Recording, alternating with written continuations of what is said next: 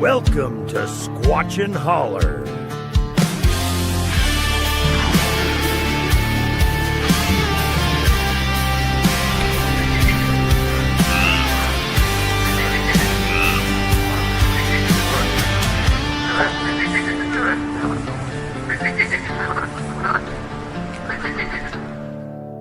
In the mist where the trees lean low, Squatchin Holler's got a tale to show.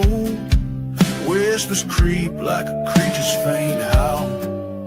Every shadow's got a secret to growl. Monsters rise where the stories are told. Squatchin Holler where the legends are born. Are they here? Are they gone? Who can say? In the holler, the truth just slips away.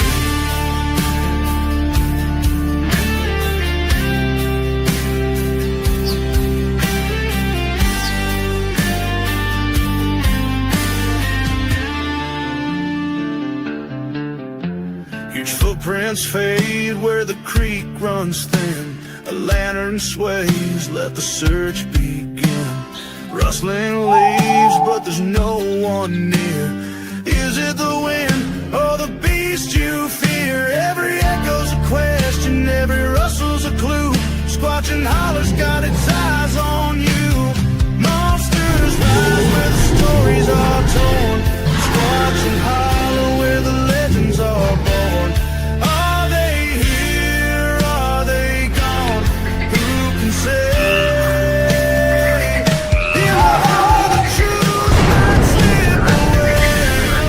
And now your hosts welcome you to Squatchin Holler, Roger Williams and Amanda Stowers.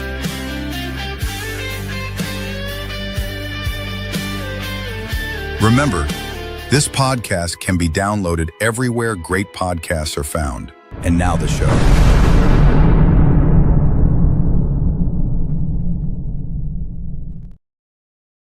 Hey, Amanda, did you bring your Snickers? I did, actually. I got water. I got a snack over here because, this is going to be a good one tonight. Well, the way we're going to do this, we've never had this many guests on at the same time. So I've told the guests, anytime they need to go, they can just wave and get out. Amanda the same way, and we'll just go until the show's over. It may not be a real long show, but my instinct tells me it could be. I'm kind of thinking the same thing. So welcome in, everybody. Thank y'all for being here, everybody in chat. Actually, I've been thinking about doing something like this for a while, but Bama kind of nudged me this week, and I'm like, this would be a good week to do that.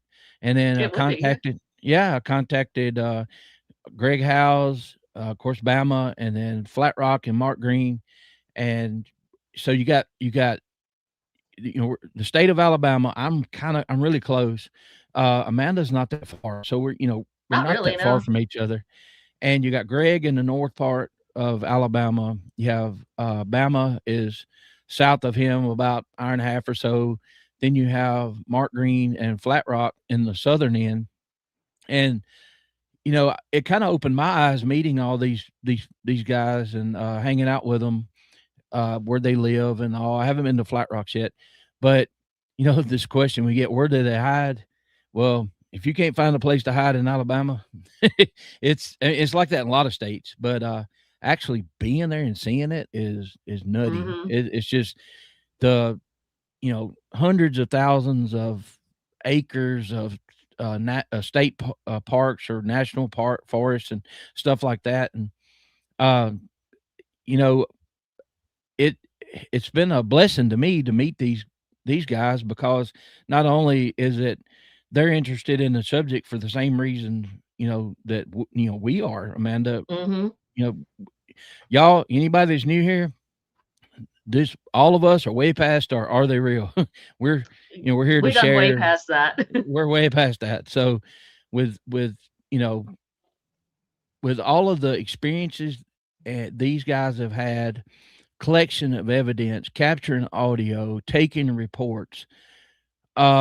This group you're about to see is about as good as it gets. I know there are other groups around the country that do great jobs, but it's just there's a few of them in different parts of the country.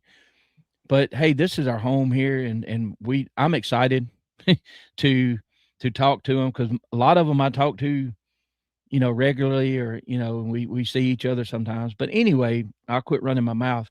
But I do want to say one thing before we get started. Amanda has a story. I won't play the goofy intro, but we'll let her do this right after this. I coached football for 10 years, and we had a store. You hire people, you hire them for their strengths, and you hire other people to make up for their weaknesses and my weaknesses and all that. Same way with football. If I was to assemble a team, a legit team, everybody you see here tonight, including Amanda, would be on that team. And I have 5 or 6 more, I don't want to leave anybody out, but that to have a very serious team that could help each other, complement each other, the knowledge and skills, and whether it's with technology, or whether it's with knowledge of the woods, or whether it's data collection, this group here would be definitely be on my team. So anyway, well, let's so where's your story from? Oh, so it is out of Decatur, Alabama. Let me pull it up here. I got it so we have a visual here. But because I'm not getting no younger, let me pull it up here in my book in front of me so I can read it. You carry your eyes with you like I do. Yeah, it's time for me to go get the eyeballs checked. So this is let me start over. This is the Tuscaloosa Gazette, Alabama, October the 11th, 1883. It's not Bigfoot related, but it's definitely in the paranormal wheelhouse. If you'll see what I mean. It talks about an underground palace. The following is from the Molten Advertiser. Gracious, I'm stuttering. On return to Cortland in the afternoon, we found the people much excited over this discovery of an underground palace on Big Nance just below the railroad bridge. It has been explored for miles and some wonderful discoveries made. It appears to be the entrance to a new and better world where night never comes and sorrow never enters. The bones of giant skeletons of men and women, many times larger than the Anglo-Saxon race, were discovered, and they are said to be in a perfect state of preservation. We did not have time to visit the cave, but were reliably informed it has every appearance of an underground palace, and it is believed to be the door to a new kingdom. The most astonishing feature about the cave, if indeed it is a cave, is the light that one sees on entering, and the further you go, the more brilliant the light becomes. The air is healthful, dry, and invigorating. Images can be seen and voices can be heard all over the palace, which baffles the better judgment of our scientific men. We shall go down and explore the cave at an early day and give our readers a more extended account of it. So that's from 1883. So it would be definitely interesting to see if they ever did go and explore that. But it's amazing that article actually survives, because we all know, the thing's been hidden from us, and we could talk about some of that. I know once you get into this subject, there's people use the word rabbit holes, or different avenues you could go down, and I've been watching documentaries, and people have been sending me things about the different races of people. They're finding new, like one today was sent to me. I think Judy sent it to me, and we had the Denisovans and the Neanderthal and all that, and then they have found in Aboriginal blood a DNA strain that they've never found any kind of bones or anything of. It's confused them. So that's interesting. And you have to be careful too, because it's on the internet. So you that you ain't wrong, and you got to kind of take some of this old stuff with a grain of salt as well, because just like some things can be elaborated on today, or not elaborated, exaggerated Stretched, on yeah. today. Yeah, it could probably be the same thing, but it's still pretty interesting to look into, because it's not the only article or story you've heard about underground stuff. I know specifically one, the famous one in Mount Shasta in California, but that one coming straight out of our neck of the woods here in Alabama, where we got all these cave systems and stuff. I thought it was pretty interesting. Yep. And y'all, we're about to get started, but this little wiggly thing up here, my big studio light that was given to me finally crapped out. So I've got one ordered for be ready next week. So anyway, here we go. Y'all got you thinking caps on, and in this, Bring on y'all the know crew. we're not structured, we're not professionals. This is like we're sitting around the fire. So let's welcome in Greg House, then move up to the other row. Bama Murdoch, Mark Plowboy Green, and Flat Rock Wood Boogers. What's up, guys? How's it going? What up? Glad to be here. I appreciate y'all. Bama mentioned something this at the beginning of the week, and I'm like, oh my God, we started this to focus on the Southeast anyway, and we could do a whole state. And, we had we had a few more we could get on, but I wasn't sure how many people we could get on. Yeah, we're looking a little full now as it is. Yeah. I feel squished. So, Roger, yes, sir. Roger, the thing about that story she was telling when it was talking about Cortland, see, that's Cortland's due east to Coonbo's farm, like 10 miles, and only about 40 miles due north of where I'm sitting. Yeah. Yep. And of course you got a pretty good little water source close by. I would say the Tennessee River. I mean, yeah, the more things that I see like this, I said that right. Well, the Tennessee River is correct, ain't it? Yeah, it is Tennessee River. I looked it up on the map. One of them, yeah. Just south of the Tennessee River. Y'all, I have brain cramps sometimes and like question what I just said. The more we dig into this, I know Mark has dug into a lot of that, and I've heard him talking on other shows.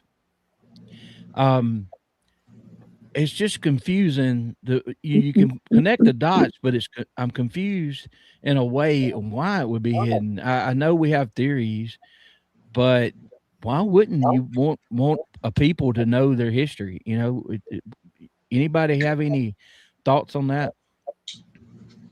Got to keep it hidden, man. That's what government does. I mean, it goes back to what they talk about. Some of the religious groups that keep everything hidden, and for some reason, who knows? It's so y'all. What I wanted to start with, I know Bama's got a story for sure, and some things that happened to him on his camp out. Greg, just this past week or so, got in contact with a man from Tennessee, I think, and the one where him and his wife, they had all the rains and all of that, and Greg talked to the guy on the phone, and of course, he was like a lot of people, you have something happen and you need to talk to somebody, and it really messed with his head. Greg, you want to start us out with that account of what happened to him? And I don't know how long ago it was. Yeah, I mean, the guy, anybody that hadn't watched it, I went on Misty's Aunt Sherry's podcast, Southern Appalachian Sasquatch Seekers. I went on, Sherry asked me to come on, and with her, and she talked about the guy's story. The guy wants to, he's really not comfortable with speaking about it, and, doesn't want to do a show, doesn't want his name out. And, I'd heard a little bit about it talking with Sherry, and I really, learned a lot about it during that podcast I did with her a couple of weeks ago. And then Sherry called me and asked me, she said, a few days ago, she said, look, said that the guy had watched the podcast where I was on there with her, and said that, like to talk with me. And I told her, she said, would it be okay for me to give him your number? I said, yeah, I'd love to talk to him.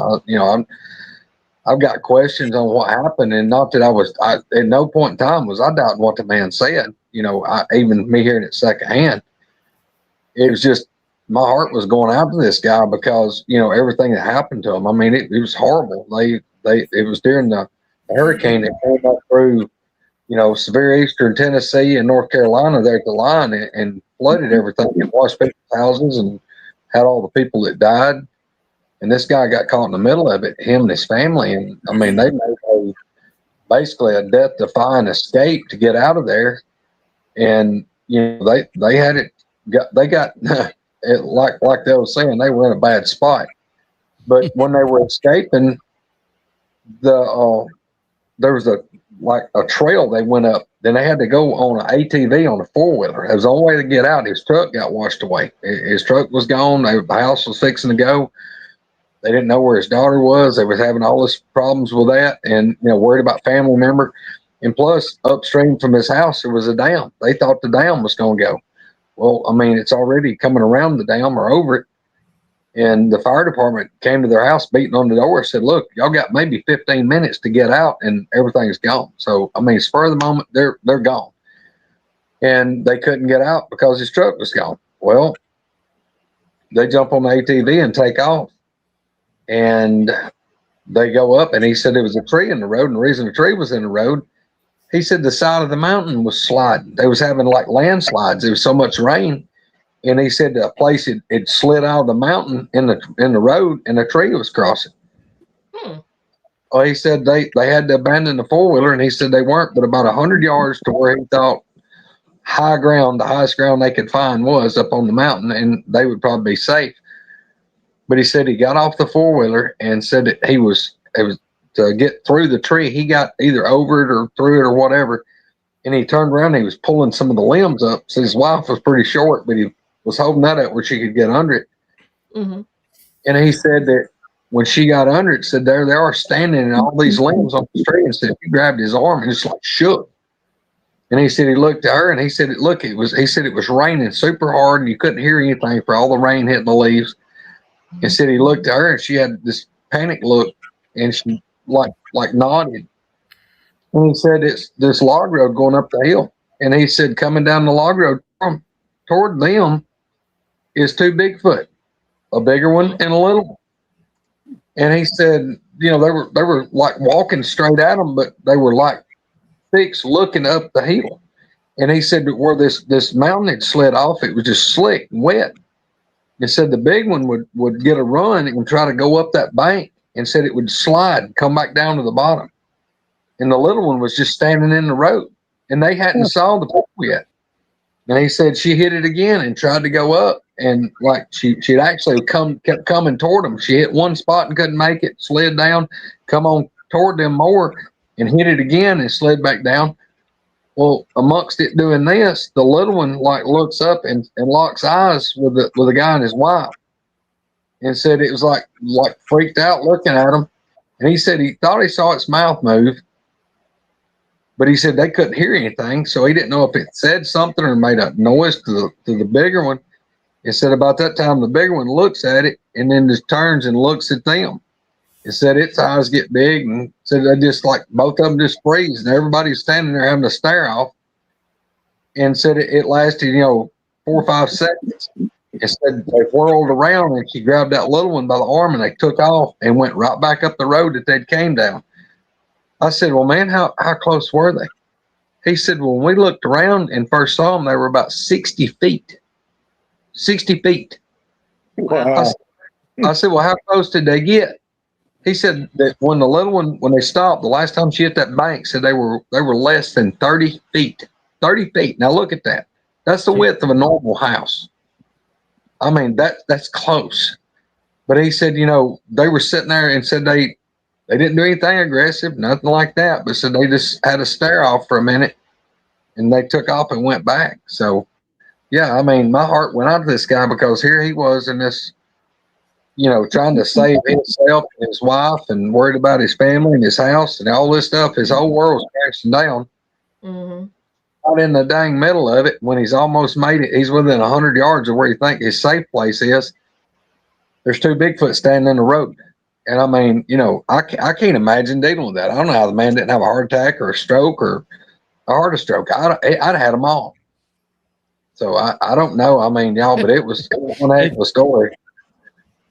I mean, and I sit there and listen to this guy. We talked for probably an hour and 15 minutes, and his phone went dead. So I told him I'd get back with him. I want to hear some more about the story, but we just, and I wanted to talk to him because, a lot of people have these encounters, especially if you're not in the know at all and, really don't even believe in it. When you have an encounter, it will mentally mess you up. And I told Sherry, I said, I'd love to talk to him. I said, look, that's the only reason I came out and started talking about what was happening to me was because I met people that I figured that I could trust that were doing exactly what I'm trying to do now, which is listen to people and tell them about what I've experienced myself. And it's like a support group. And I know people that hadn't had an encounter don't understand it. But if you've had an encounter, whether it was a bad encounter or a good encounter, odds are you've got some form of PTSD from it because it has changed your life in some way, somehow. Mhm. Yeah. And it's like, we have I don't know who made them A, B, and C and whatever, but it's just like what lit Bama's fire. He's out minding his own business, doing his thing where you relax at his safe place, and gets, screamed at in such a way that, he's sitting here now. He's been all over the Southeast, trying to figure out what these things are. And it just amazes me on how kind of like we all found each other kind of by accident, and Mark or Flat Bama, anybody, have y'all ever heard anything similar to that? I mean, I know they were probably trying to get away from the flood too, but and that's another thing. If it hadn't been for that guy still would have never believed in these things. So yeah. Anybody heard anything similar happen to anybody else? Mm-mm. The closest I've heard of anything like that wasn't a flood or nothing. These kids back in close to where I lived, a place called Sandy Creek in O'Allerton, they went back there to camp in a no camping area. No people were allowed to camp back there. Well, they went back there. They ended up staying there a few days, and somebody called and said they were missing and told them right about where they were supposed to go camping. The game warden went back there, to see if they were back there, see if anything was wrong. And he gets back there, he finds the people, they're teenagers, college kids, and they said they couldn't leave because something kept walking around their camping area, throwing stuff at them, growling at them, and they were afraid to get out of the woods to head back toward where they went in at. Once the game warden got in there and started bringing them out, next thing you know, this creature shows back up, and he went after the ranger, the game warden. Actually snatched the backpack right off his back. Oh, We got those kids out of there, but I guess that was the reason they wasn't allowed back there, because they might have known that thing was back there. I don't know, but that's the closest I've heard of anything close to what Greg was just talking about. Bama, are you listening? Because it makes sense to be suspicious because all of us have been to the LBL, and you'll see places down, and for no good reason. And of course, Bama's camp. I think the first time you had an encounter, you were across the water. Did I remember that right? Well, I'm going to pause for just a second. Roger, you're cutting in and out pretty bad. Yeah, So I I don't didn't know know. if it's just on my end or. no, you're clear as a bell, Amanda. I think Roger's cutting out. Yeah. Roger, It's all your fault, Roger. You're messing up. Y'all continue, and Well, what it was shortly after retiring, I kind of hooked back up with a buddy I worked with for almost my whole career. He retired several years before me, and I won't get into a long, drawn-out story. But that's how I got to LBL and started bow hunting, because I kind of was tired of guns. I'd just been around guns for so many years. And I just loved it. And we camped and, fished for years, any time of year, days at a time. He was there years before me doing the same thing. And when you were talking about the floodwaters, it made me think of this. Nothing ever happened. Now, I can remember he and I sitting around the campfire and having conversations. And people have probably heard me say this. When he would get to drinking a little bit, he would kind of tell the same stories and wouldn't remember that he had told the same stories. So after things started happening, I would remember things that he said that had happened, and just completely un-Bigfoot related to him, but things he had heard, being there at that campsite and stuff like that. But nothing had ever happened to me until we came into camp one time, and my spot in the road has been made impassable now. They've come in and dumped logs and dump truckloads of dirt over it, and stuff like that. But nothing ever happened the whole time I was there, until one time I was driving in on this old, rutted out, muddy, logging road there, seemingly, and everything up to my left had been burned. So whether it was a controlled burn or whether it was, something else, but that was the only thing that had changed, was that this whole area had been burned right up to the left side of the road. To the right side, it looked just like it, always had. And that's kind of when the stuff started happening. It's funny is I want to throw this in. As vast as Land Between the Lakes is, on past my camping spot, maybe only a quarter of a mile on the road, it dead ended into the water, and that was a popular camping spot for a lot of Bigfoot guys. So they had talked about things that had happened to them there, unknowingly, that my camp spot was over a couple of hills. I mean, as a crow flies, it wasn't, far at all, which was interesting. And so later on, when I took them to that spot, they said, man, we camp right below this. And this is what, so their area had burned. And was just the only way that my logic mind could think about this at the time. That area had burned, so it had forced them up to right up to the campsite. I mean, it literally burned right up to the road, to the edge of the campsite. What's interesting, and I'll let somebody else talk, hunting there for years, Land Between the Lakes is real strict. You can't put spikes into trees. I mean, I like these rules they have. You can't put spikes into trees and things like that. So you really have to kind of go in there with a climbing stand. So I had a really good climbing stand, which I've taken some good naps in. That thing was like a recliner when you're piled up in that thing. So, you'd kind of leave walking one direction or the other, with your climbing stand.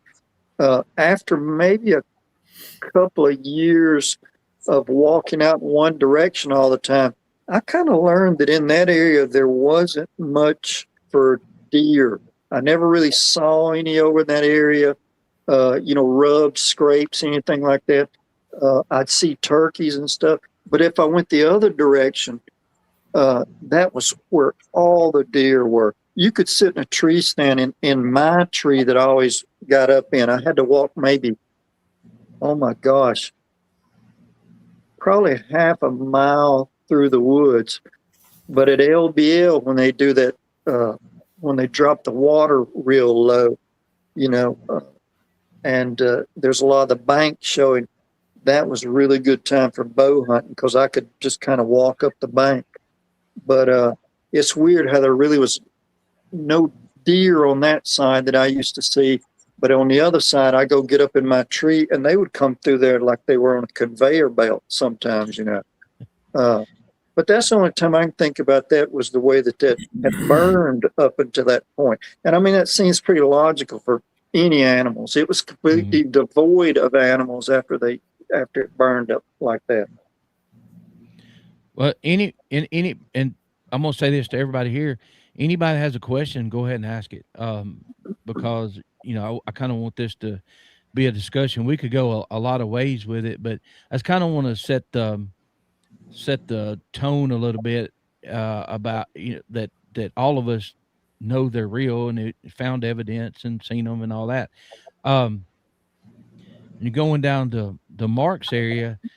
For y'all that don't know Mark, he had an encounter, and it did the same thing to him it did all of us. He started wanting to ask questions, and now he's to the point where, I think Amanda contacted me one day, and there was a man from Alabama wanting to talk to somebody, and we got Mark, in touch with him, and that there it's pretty wild because we understand.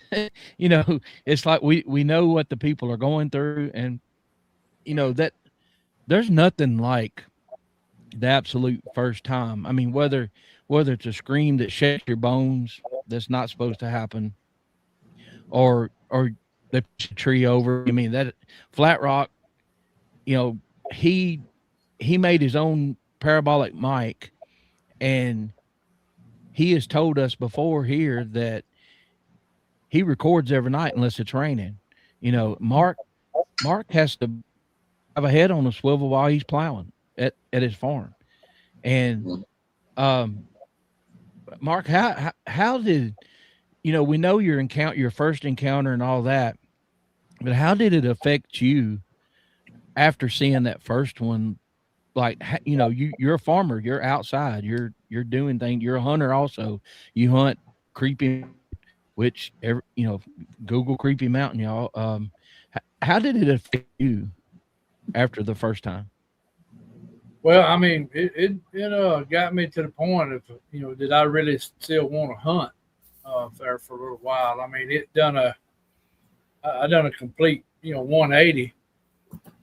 But, I finally made up my mind. I said, I'm not going to let this run me out of the woods or change my lifestyle, and, of course, praying to the Lord about it had a lot to do with it, too. But it does. It makes you now when I go hunting or I'm out here farming or I'm out in the woods, I'm continuously looking. I'm trying to pay attention. And I think that's how I've caught stuff, because I was really paying attention and, stop and look at something. And so, yeah, I think it does change how you think about things. It definitely changed me. As I say, I had a reality check happen, Yeah. And because, we've been taught, most of us been taught, hey, this stuff don't exist. This fairy tales made up. And then one day you're looking at one of these things 50, 60 foot away from you, and you're going, wait a minute, and then it starts also making you question everything else about science and history. What else is wrong, or what else is being hid from us? So exactly. One of my coworkers always says, whenever this happened to her, she's like, well, if this thing's real, then what else is real out there? Right. Yep. Right. And so it really starts making you pay attention to your surroundings, pay attention to what people are saying. When I go hunting now, I still pay attention where I'm going. I don't walk into real thick spots anymore. I go around them, Used to, I would have plowed right through something. I know. that I couldn't see 2 foot in front of me. I don't do that no more. And so it does change you. I think you hit something there. I mean, probably all of us now, just driving down the road, we've drove down it 10,000 times. I've always looked for deer, scanning or whatever, but now there's something else you're scanning for, and the odds of seeing one are very, very low. I do the same thing, dude. I'm just, and I mean, I'll catch myself just weaving off the road, just like what is that? Like, what is that black thing way up in that corner up there? I mean, I'm constantly looking. I'm gonna ask everybody here a question. I know what the answer is. How many times a year do you go by and see something, you have to turn around and go back by and double check? Oh yeah. Yeah. Oh yeah. I've done it to a few power line roads. You know how you pass those, and you'll take a quick look, and a lot of times you'll catch that lone cedar tree, just a small cedar in Alabama. I mean, that's what we got, and man, you'll get down the road about half a mile, and you'll think, I'll never forgive myself if I don't go back and look. And I got chill bumps on my arm right now. As you're coming up to it, you're like, please be gone. Please don't let it be it, because you want it to be something, Yeah. And what's funny, there's a place not 2 miles from here, just over the hill. We were driving one evening just a couple weeks ago, and I always look at that power line cut going straight up that hill. And the guy has cows, and every now and then there'll be a cow in there. Well, the other day, as I'm driving, I scan over and look, and there's something that gave me the heebie-jeebies, and I don't know what it was, but it didn't look like a cow, and I wanted to turn around and go back so bad, but we're on the way to do something, and it's like Heather. But so the people that don't understand what we're talking about is, a deer hunter will look for deer, a turkey, they'll look for turkey and all that. So it comes with the territory, anything that you're interested in. Mm-hmm. And Heather, when we first got together in 2019, she's never done anything like that. So I had to teach her how to look for deer. And once I taught her how to look for deer, now she's spotting them before I do, but that never happened before. So it's like us looking in the fridge and finding the ketchup for y'all real quick. Once I show you what the ketchup looks like, you should be able to find it, right? Oh man, I gotta give y'all boys a hard time. I can't help I know. Hey, we like it. So and I know, before I ask Flat Rock, I know, but other people might not know. I know it changed you too, and you went through some things. Didn't your wife move out for a while? For 5 years. Yeah. So 5 years. So when we say these things, it changes your life. It changes people's lives to different degrees. You tell us what happened the first time you were exposed to this. When I was first exposed, my brother was exposed first, which, as I've told everybody, I didn't believe him. Did not believe him the first bit. But just one day, I was over at my mom's. We was over there eating breakfast. And I come sit out on the back porch like I always do, smoke me a cigarette. And I was listening to Mr. Bobby up there working on the cook shack. And I just happened to look over to my left, and there's this big old black thing standing right there behind a bush. And it wasn't looking at me at that point, but it was just there, big old black thing.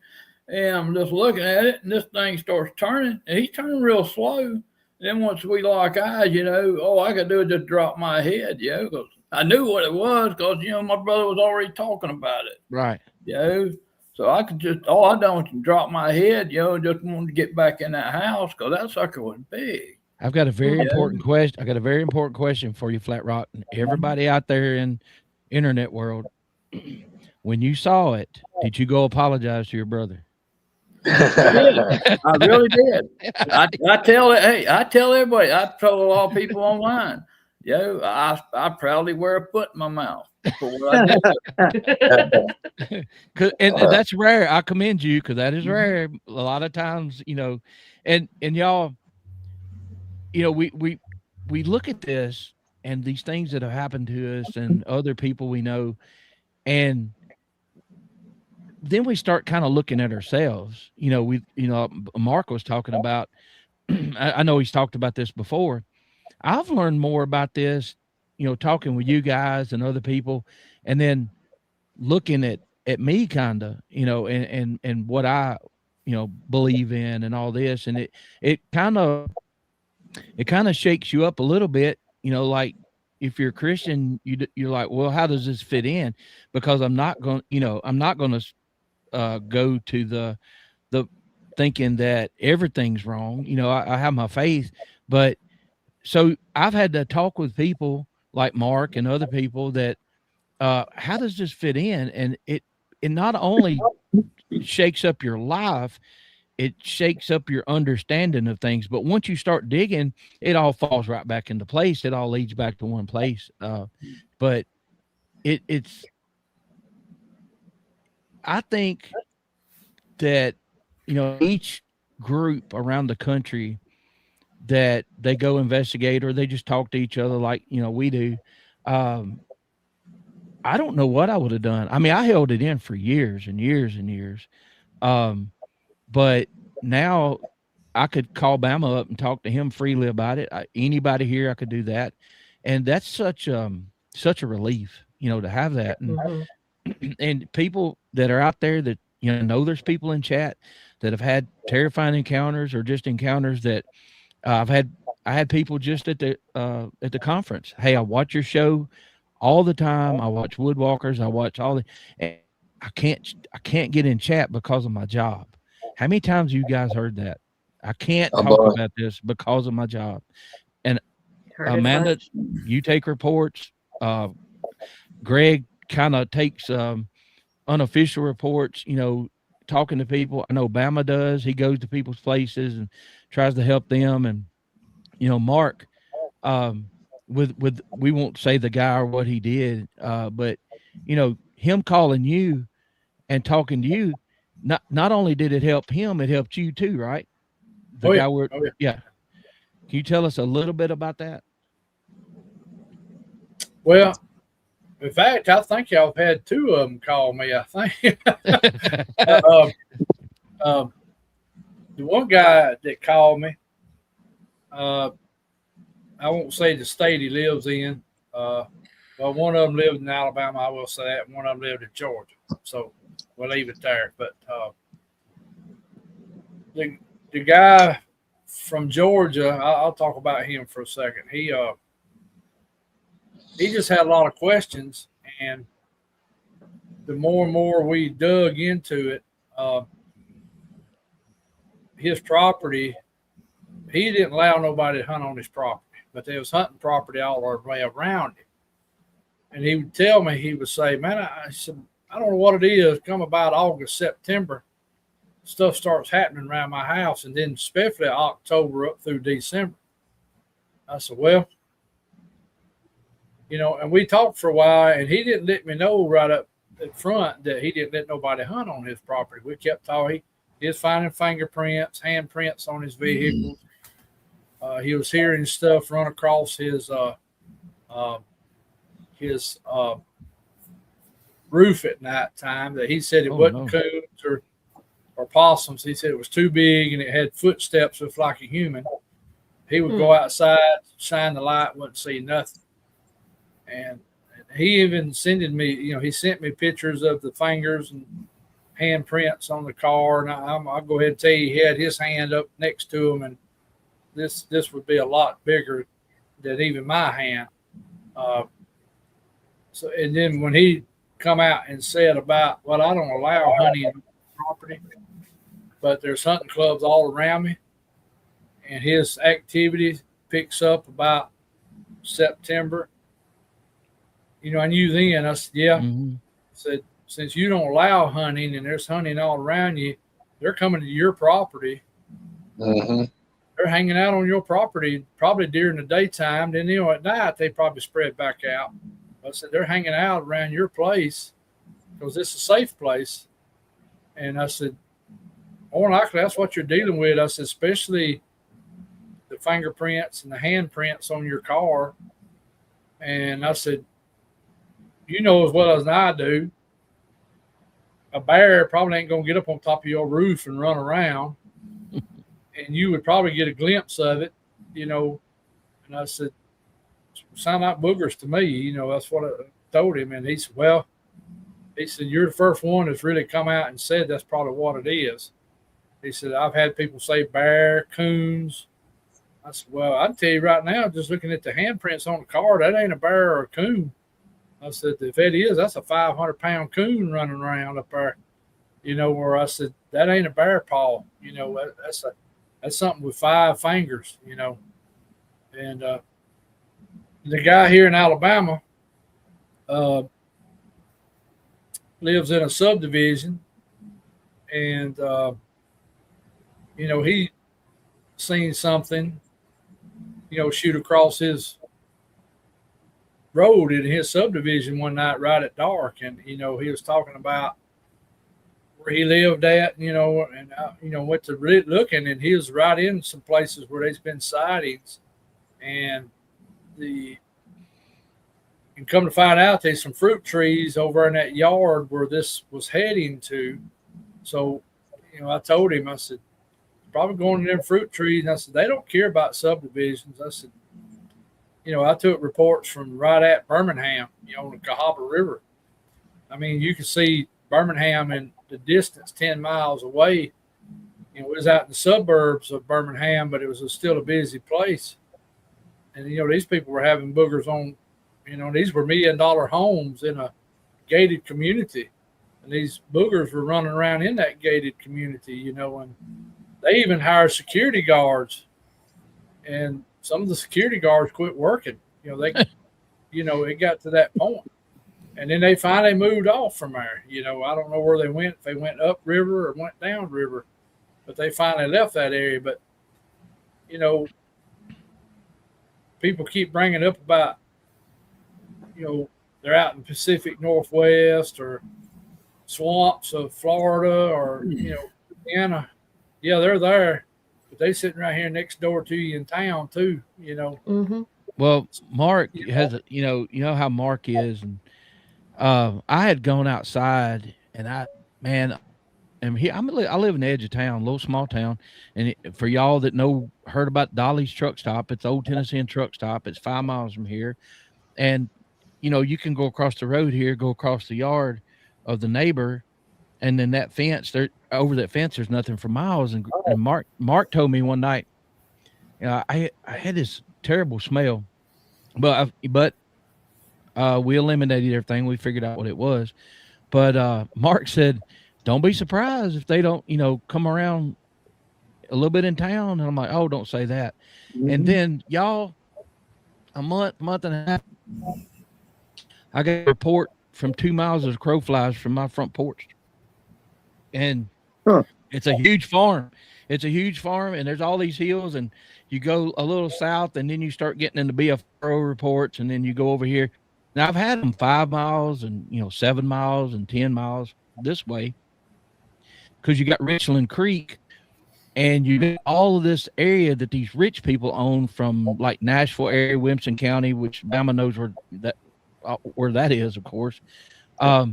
But what they do is it's more of a recreation land for them. They bought them starting like in the 30s, 40s, and 50s, and bought up massive amounts of land. And they come down and do what they call, they got a fox hunters club, but they'll have their fancy horses and slick breeches, and they'll turn the dogs loose and on a coyote or something, you know, and they don't kill the coyote, but they're never there. The people that live in the area, different story. I've gotten several reports from years ago up to, I think the most recent was like around 2018. But this one right over here was 14 years ago. And yes, we're going to go over there eventually when it cools off. But I thought when I was taking that report, I guess, I thought of Mark Green. I'm like, dadgummit, Mark. but you think about it. I don't care where you're at.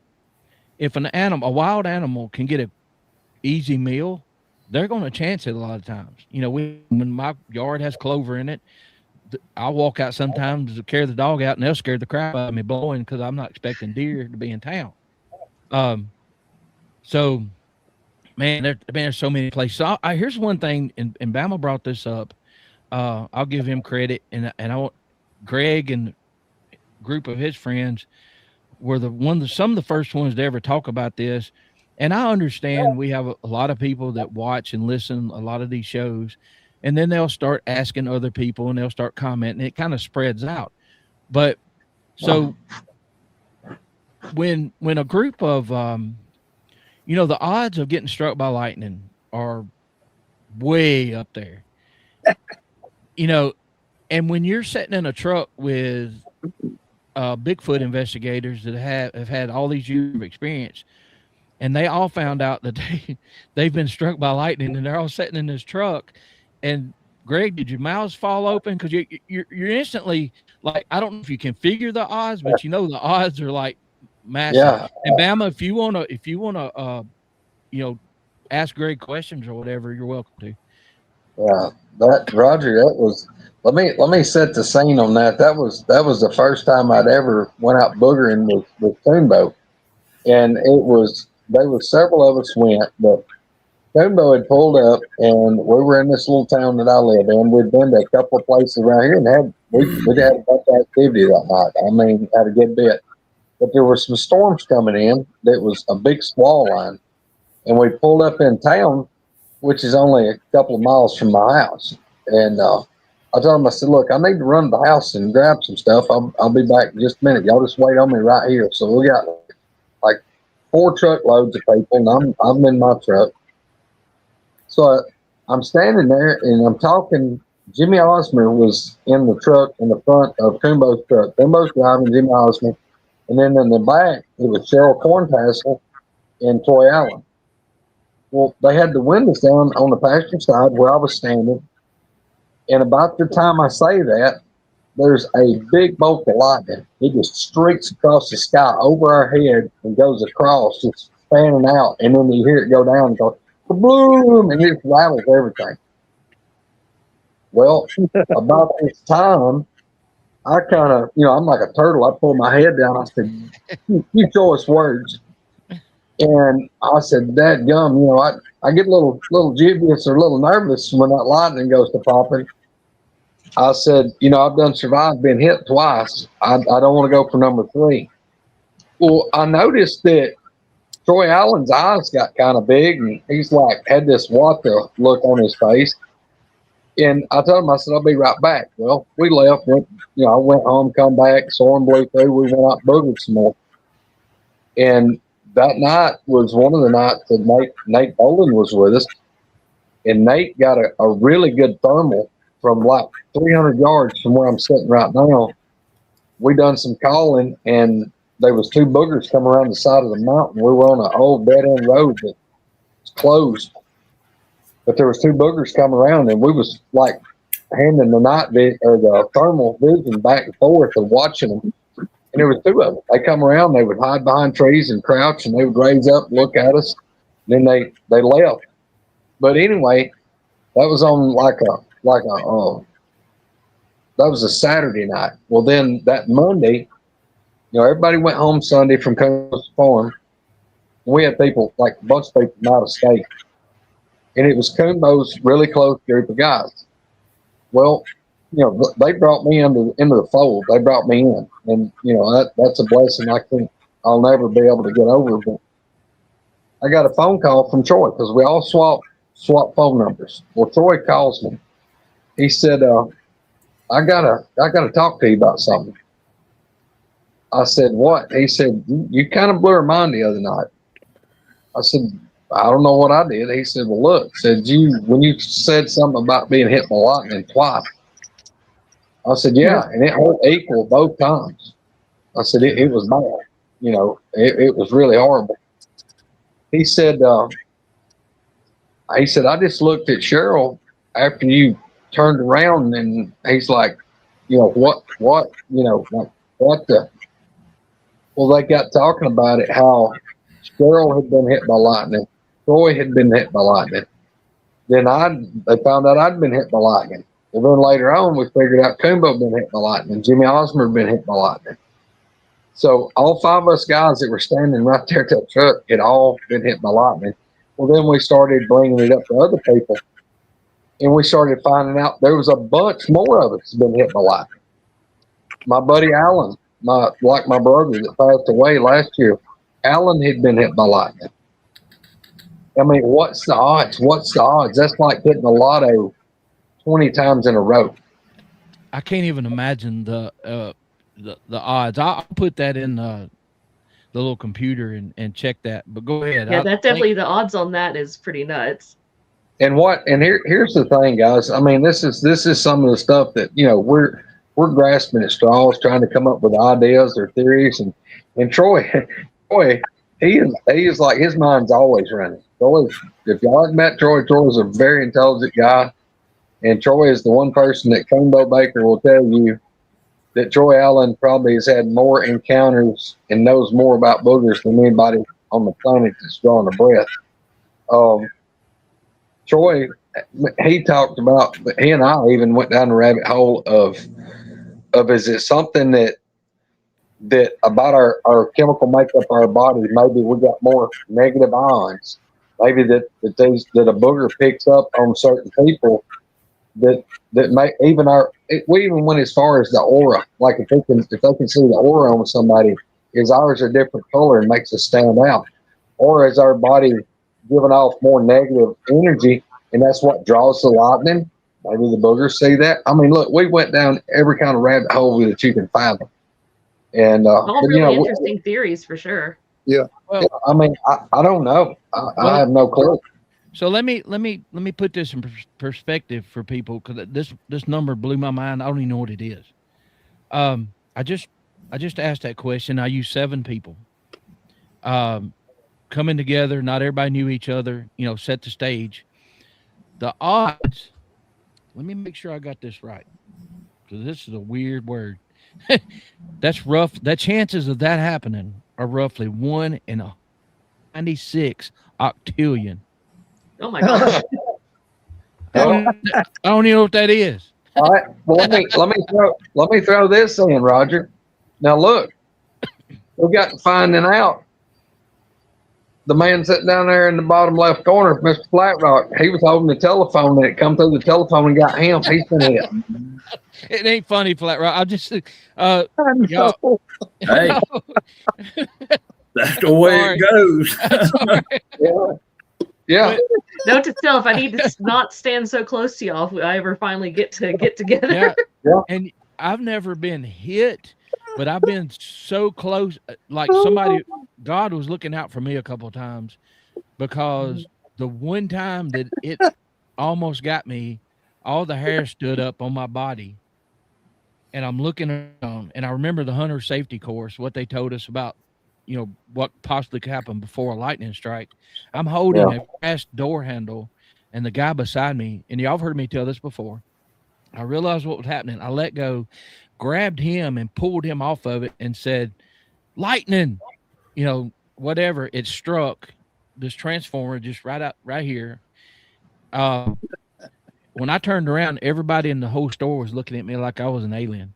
They're like, how did you know that was about to happen? I said, y'all didn't feel that? Like, no.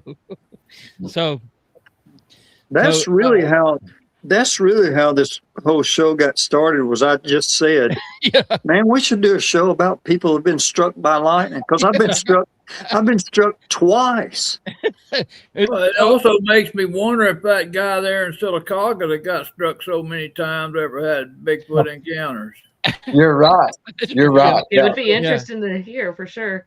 Well, and like y'all said, you know, we're way past the point. We all know they're real. We've seen them. We've heard them. We've found tracks. We've whatever. So, then you start looking at like, okay, what do we have in common? See that's one of those things that you can look up the odds, and y'all didn't know what the number was, but y'all knew as soon as y'all started talking. that it was astronomical. Yeah. And I didn't even put in there that some of y'all got hit twice. I don't even know.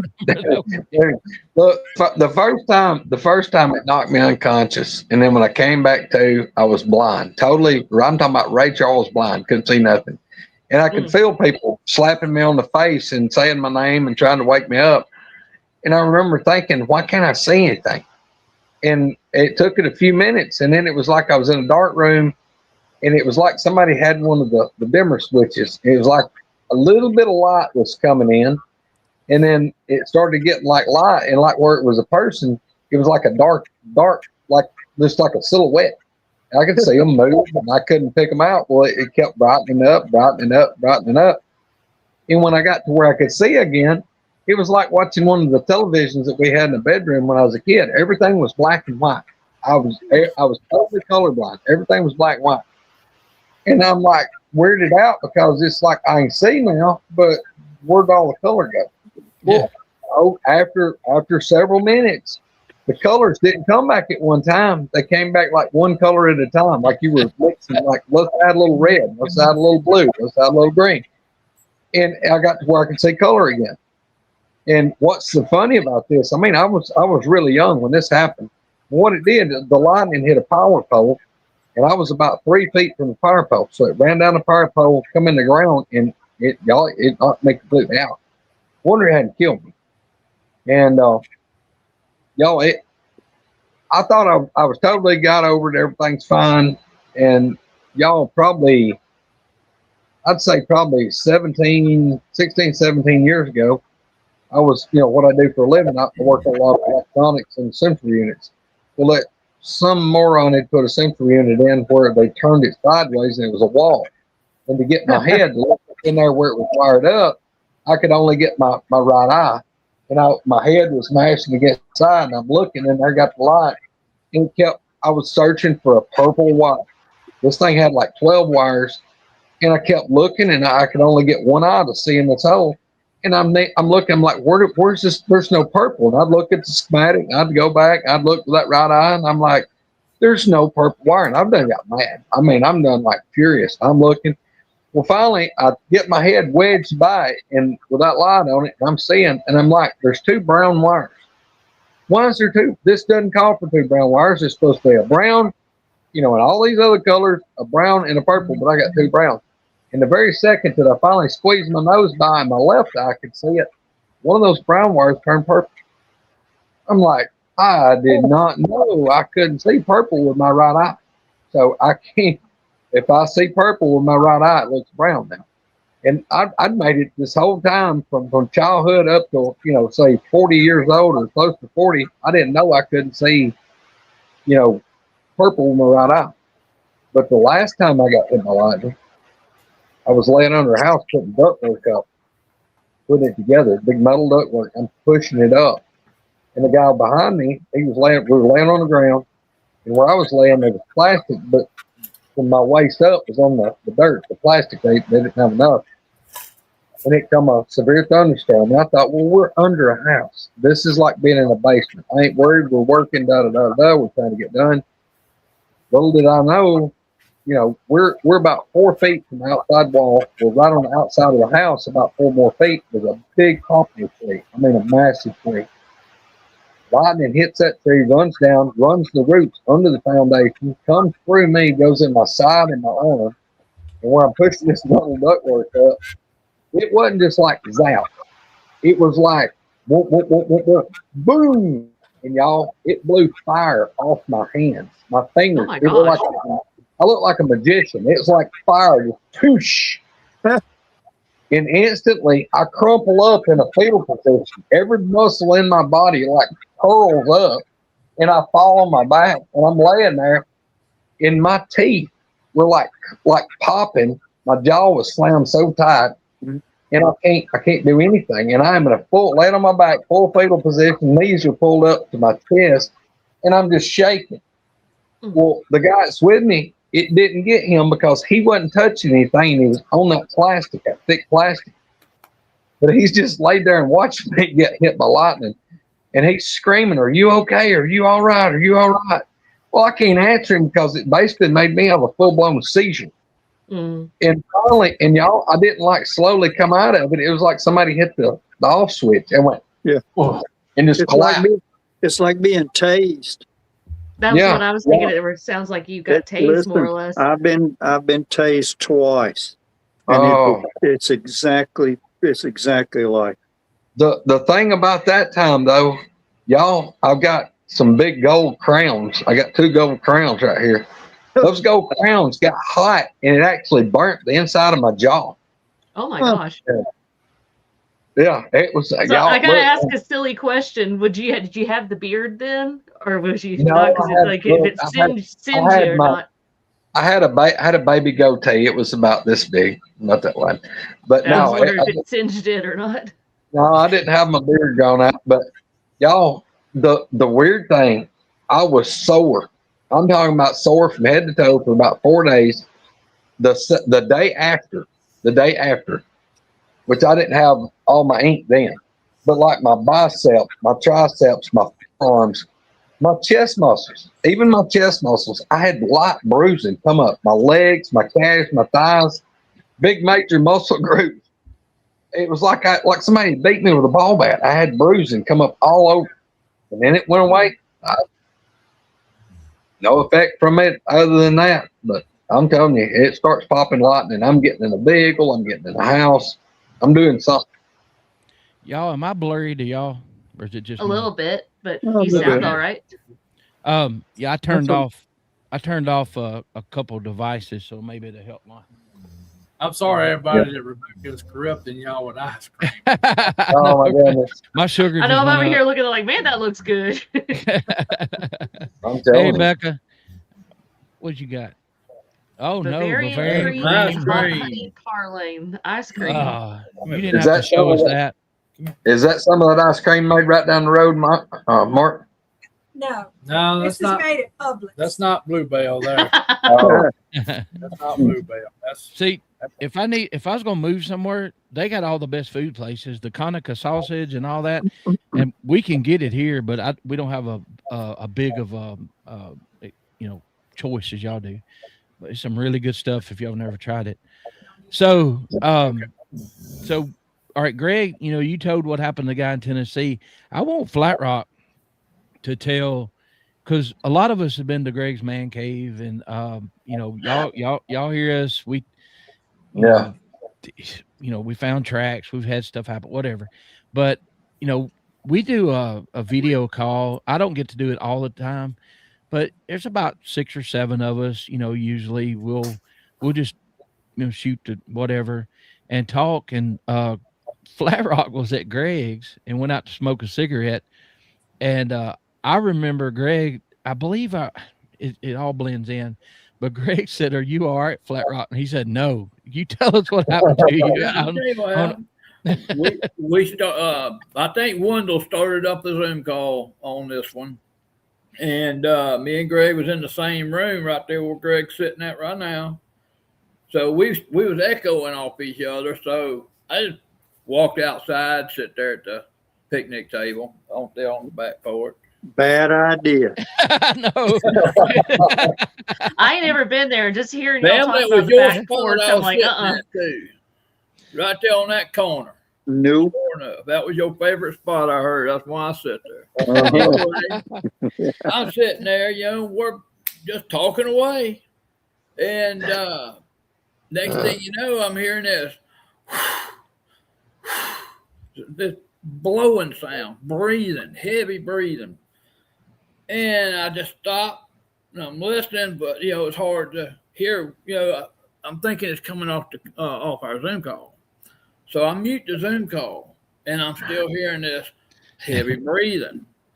And I'm knowing it's right here around this corner, right there where I'm sitting. And it's dark right It's there. dark. There's no lights. Yeah. I jumped up, basically said, "What the F?" And ended my call, went in the house, sit down, and I'm sitting there rubbing my head like this right here. And Greg could tell something was wrong with me when I walked in and started rubbing my head. And he said, "What's wrong, Flat Rock?" I said, I think you got something out there. I think there's one right down around that corner. And my goodness, dude, that was something else. I mean, we've had our little encounters here over our Zoom calls, the eye shine, the howls and stuff like that. Yeah, y'all. That thing got right up close to me. It was right on top of you. That thing. I don't know how that thing got up that close to me without me hearing just one little sound, just one little sound. Because I'm already hyped up just by living here. Okay. Yeah. So every little sound, I'm jacked up too. Because my head's always on that swivel. But that thing got up behind me. Did not hear it one bit until it started breathing, and it got me. It sure did. It got me. The thing about that deck is it's built. Greg can probably tell you this, but that thing's either built right up all the way to the corner. It is. Okay, the deck's built all the way right up to the corner, so there's not any rail against that wall where the steps go down against the wall. And we ain't talking about a long set of steps. We're talking about like a step or two steps maybe. And you're on the pine straw. Yeah.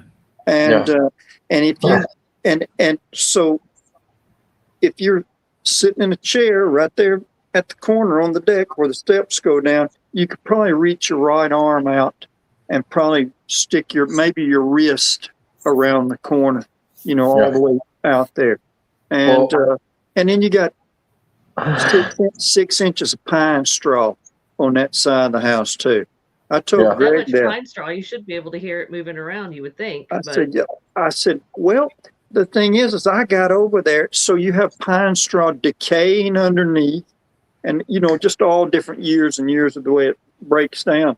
But when you get to walk there, it's like a deep sponge when you walk around that one end there, because these are big ponderosa pines, and you can't hear. It's you can just ease right up on somebody, around the side of that place, which is also where the wind is at, where I always sleep, where I sleep in that bedroom over there. I don't know if Amanda can load that picture or not. I sent you a picture. If you can, where Flat Rock was sitting, if I went out there and sat right now and took a tape measure and pulled it to the corner at those steps, it's about 12 feet. Yeah. So that thing walked up within 12 feet, and from where Flat Rock was sitting, it walked that close. But look, we've had them come up a bunch of times. That's the dark end of the house. They'll come up right there. Misty, Sherry, Donna, Misty's sister, Caitlin, and her husband now, Hunter. There was a bunch of us on the porch one night. We had one come up through the woods. We heard it out there, and we kept seeing red eyes shine about 7 or 7.5 feet off the ground. And it went around. I've got a Connex for a storage building. It was on the left side. And you could see the eyes glowing like embers back in the wood. We're talking about maybe 75 feet. Well, it went around the back of the Connex and it came out on the other side. The light, I told them, I said, look, there's one right over there. Don't everybody look at once. If you go to look, just glance and kind of turn your head. It's over here. Don't just stare looking at it. And there's the corner right there. Yeah, that's the brown on the right side. That's the porch post, and that's the corner. And it walked up right there. That's where it walked up. Yep. And so there's no light that hits that area, and that's like Bama will tell you. We both agree. I'm not sitting there with the light off and I'm near the door when I am with the light on. And Misty one night, JR and all of us sitting out there, Heather, and Misty went to turn the light off, and here I come up, my hobble butt. I'm like, where are you going? I said, in the house. I ain't sitting here, because y'all, they can get on you too fast. I mean, I know that bother you. But leave that up there a second, Roger. Everybody that's looking at that, if you went down those few little steps there, there's a fire pit there. And I mean, there's some chairs out there, And this is what I'm telling people. There's a fire pit, some chairs out there, and I love to build a fire and sit out there at night. Man, I wouldn't sit out there, and I like camping by myself and building a fire and sitting out. Man, I wouldn't sit out there. And if you look straight into those woods, I'm going to go visit Greg here pretty quick, and I'd like to just kind of shoot a video to show everybody outside so they'll understand everything and the stories that go along with them. But if you look straight off in there, it kind of drops off into a super little shallow hollow. And as it goes up to the left behind that Connex, it just, the hollow kind of disappears. It just kind of, peters out there up onto a little road that goes up to there. When you go on straight down in that little hollow and come up the other side, there's also a logging road. And that thing, if you looked up in there, you couldn't tell it was a logging road because there's pine straw covering everything. Something can move through there so quietly, man, coming up in there. Mm-hmm. Yeah, another thing, one other thing, guys, and I ain't knocking the people who go out in the woods every week, every month, twice a month, whatever, and they get out there, go Bigfoot hunt and all that stuff, get their encounters. But it's totally different when these things are at your house. Totally different. Yeah. Mark, Greg, me, Kumbo, and many other people here in Alabama have these things right up to their house, where they're banging, yelling, screaming, hitting your walls and just denting in your house. It's just different. Let me ask you boys a question real quick I just thought of. So all of y'all are all having them coming up on your property. Did all of this start happening, them being on your property before y'all's initial Bigfoot experiences or after?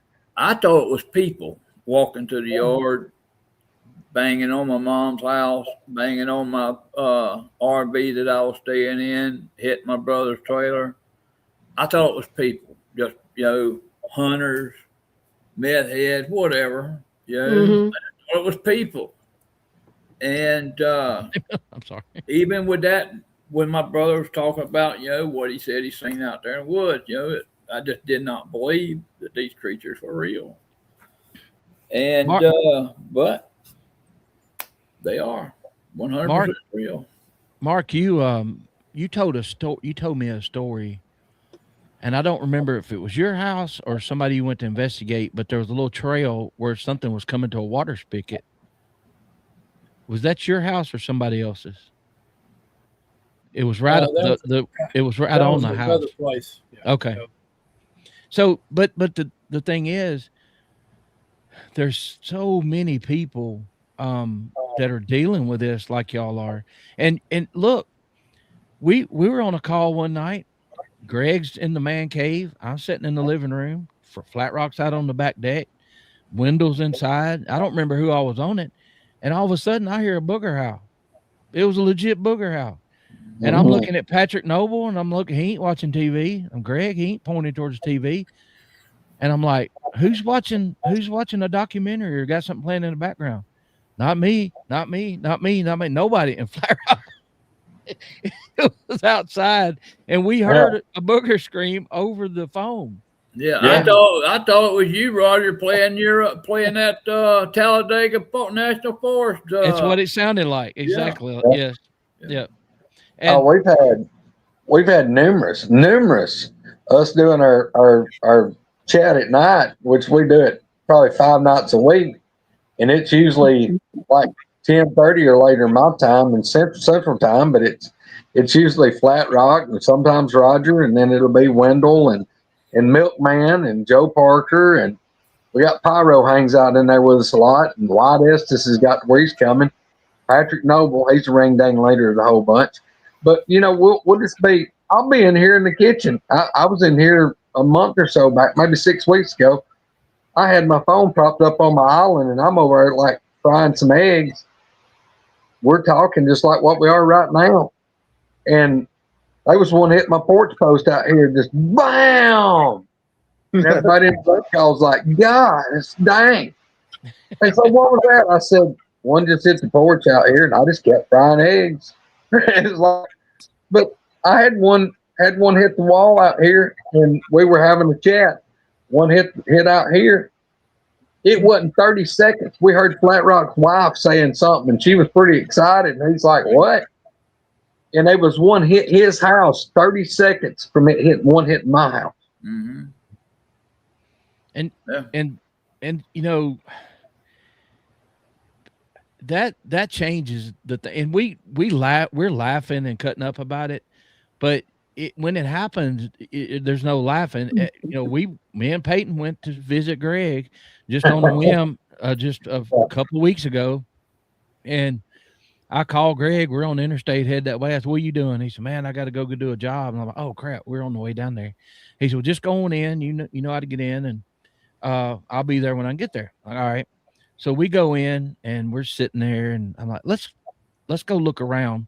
So we, daylight, we went and did a little search, for footprints and even nose prints or handprints on the windows and all that. We come back in and we get settled down, and I'm on my phone and Peyton's on his phone.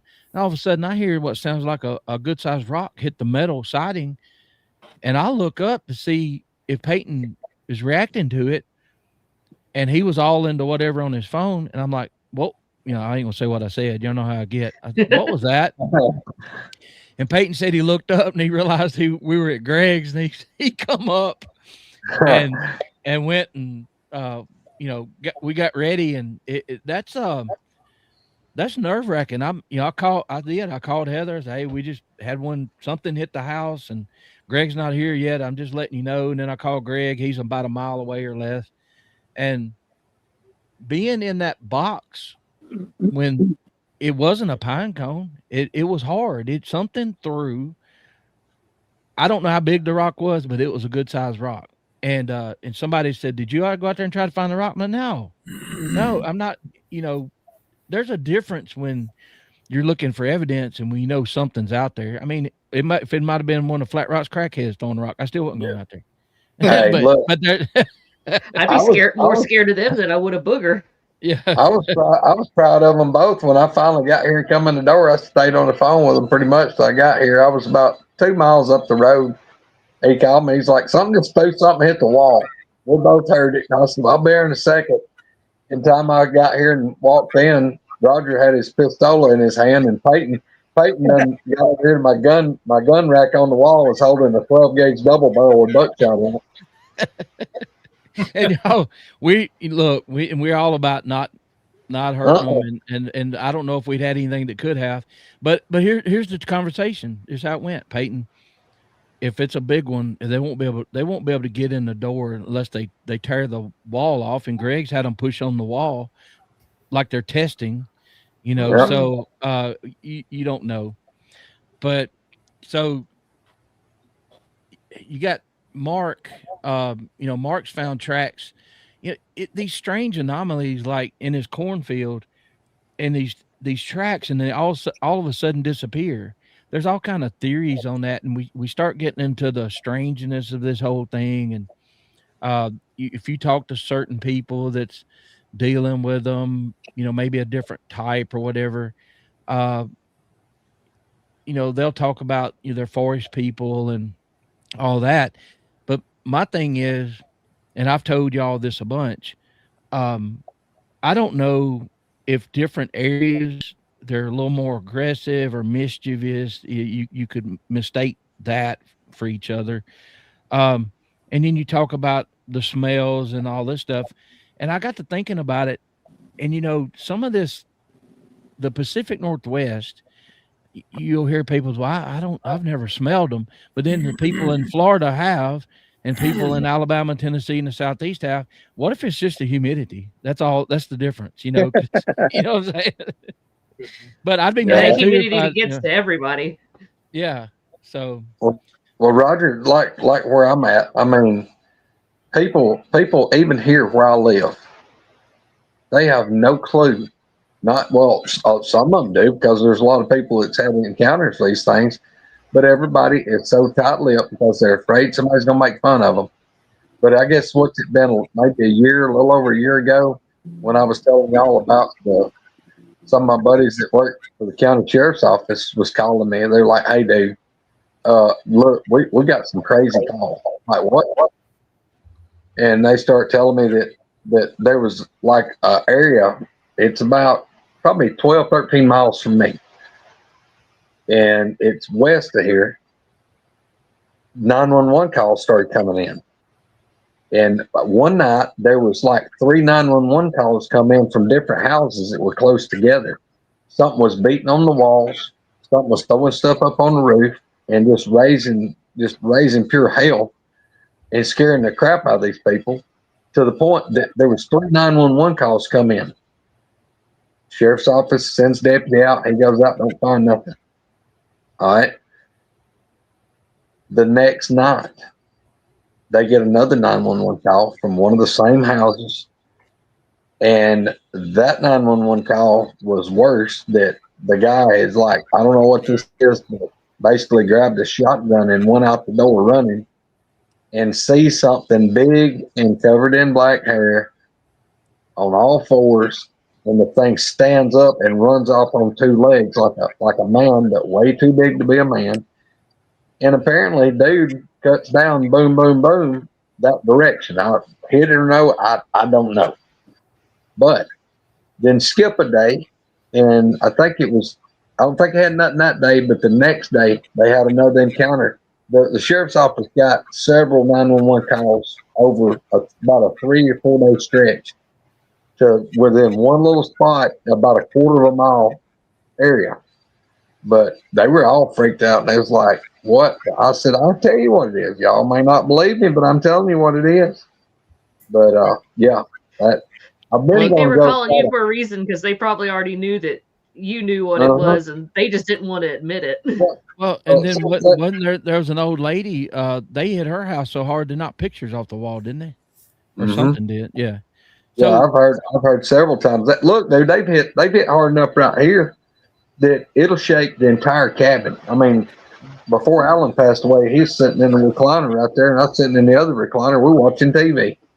He stands up. He said, I'm going to go get me a drink. He said, do you want one? I said, no, I'm good. He takes about 3 steps right here. And it sounded like a 120-pound kid on a huffy bicycle standing on the pedals crashed into the wall. It shook the whole cabin. I mean, they'd come up and hit the wall. I've had them push on the wall. I've had them push the wall, and you could hear the pressure being applied to the wall in the corner of the cabin over here behind me, the next room. I could hear the wall studs start creaking and popping. You could hear the wall boards snapping like it was fixing it, like you had a truck pushed against it, pushing the cabin. And it was like it would just snap and crack and pop. And then you could hear it when it released, like everything was settling back. And then I just sat right here and kept quiet. And I thought, well, I'm going to see what they do. The thing finally wound up. It went all the way around the back of the cabin. And this was several minutes later. I don't know what it was doing out there, but it went around, and I heard it come up on the porch. I could hear the porch back there creaking and popping. It come up the steps. It walked on the back porch. And look, y'all have all been on my back porch except Amanda. That thing's solid. We have 15, 20 people out there. It don't make a noise. Yep. But that thing was walking out there, and you could hear the lumber crackling from me in here.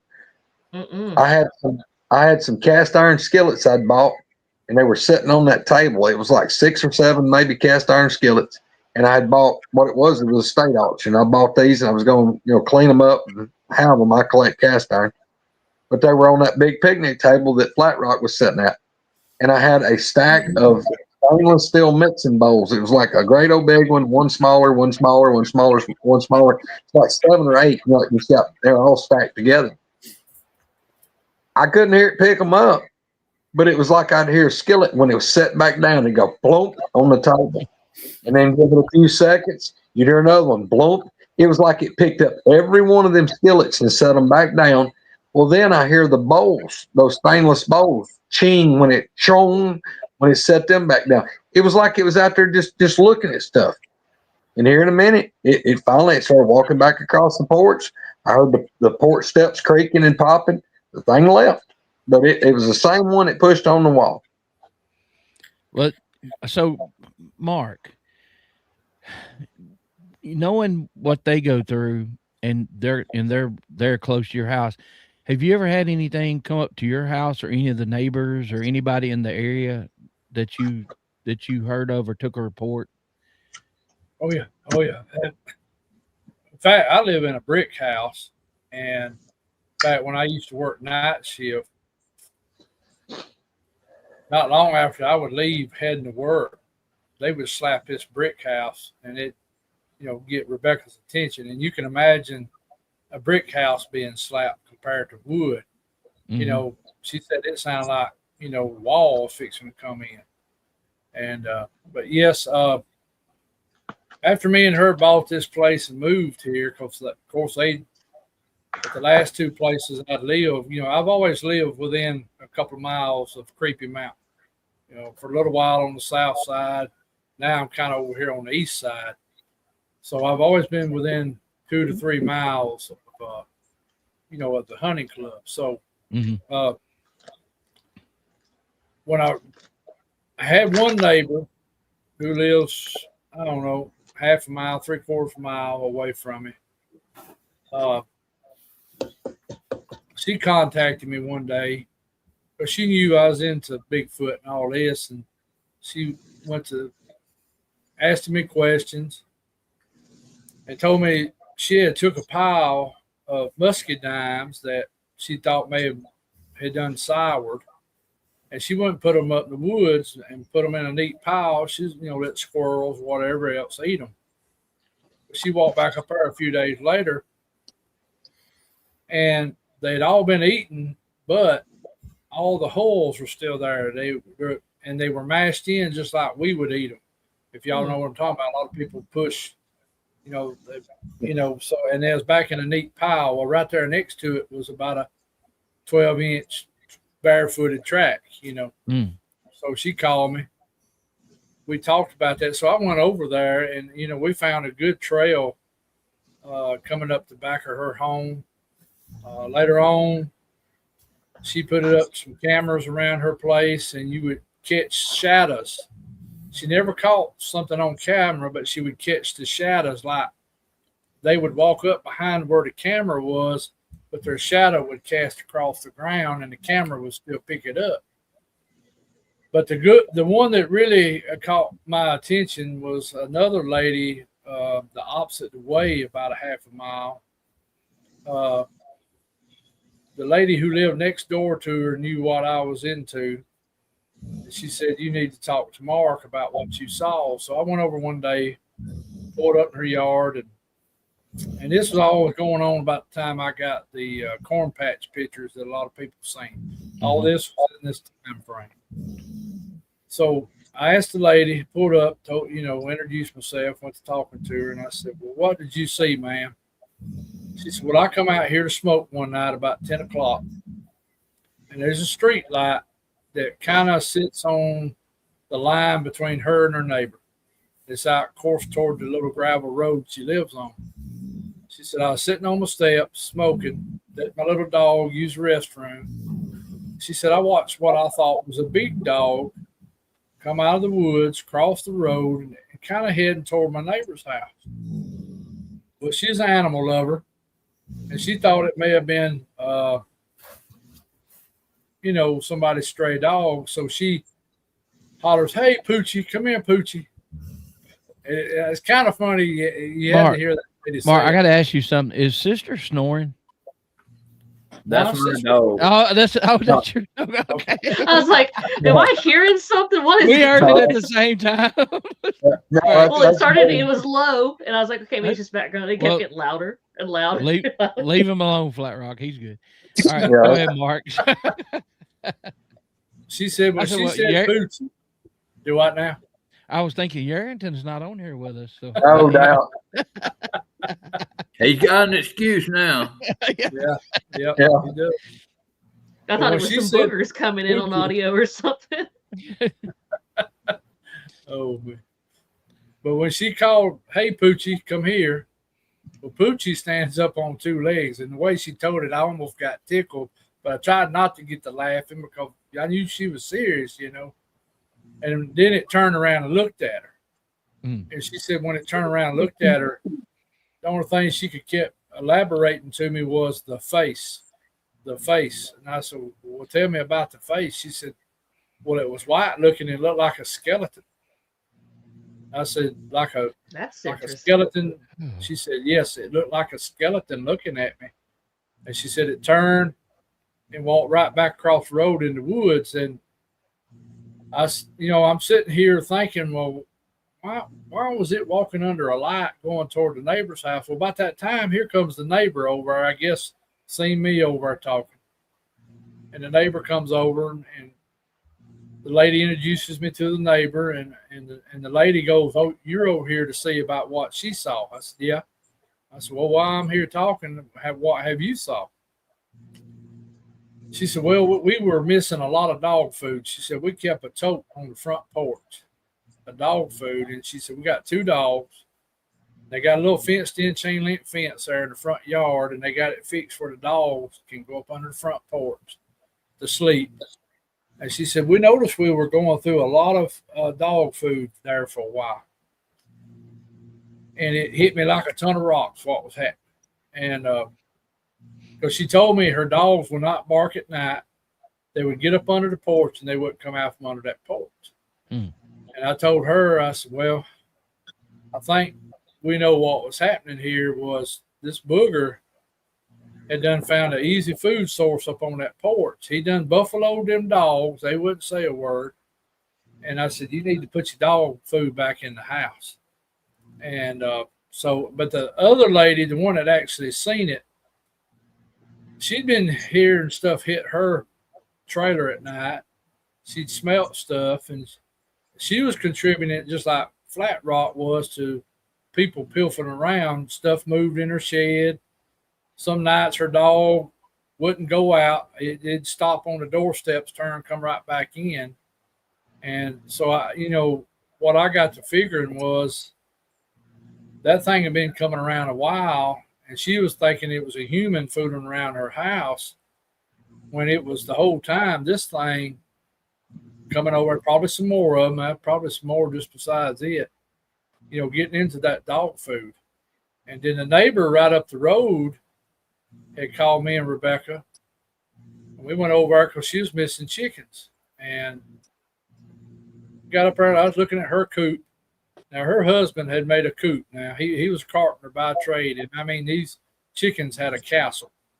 So, I mean, it's how well built. I mean, it was a nice chicken house. And she said, there's a hole on the back of the chicken house. And she said, we figured a coon's doing it. So I walked around the back side. Well, up about head high, and I'm 6 foot, 6'1". There's the neatest hole I ever seen, just that round, just like that. I'm going, well, I ain't never seen a coon make a hole like that. Usually it's going to be tore out. This is just like something made a hole, and it just made it bigger, and it got it smooth. And you could see where something could reach right in there and pull a chicken. Well, I got to looking at the ground where I was standing, and the ground was just padded, real strong. I mean, you could tell something had stood there a lot. Well, while I'm looking at that, Rebecca hollers at me. She said, hey, come back over here to their little garden. And we walked back over, and they had a little, I don't know, about a 20 by 20 garden spot. This was getting into fall, so most of their crops were gone. But right there in the edge of their garden spot was a little old track there, about 9 inches long, barefooted. And I'm going like, of course, I asked her, I said, you had any grandkids over, anybody over lately? She said, no, ain't nobody been over here. And I showed her that footprint. And I said, I'm going to tell you now. I said, I've seen coons get into chicken coops. They don't make them pretty little old holes like that. And I said, whatever did that was standing on 2 legs and had a hand that made that big hole. And I said, that track right there is telling me probably what been getting the chickens is something else, And all this is right there in this little 300-400 yard area, Mark, is half do you a mile. remember?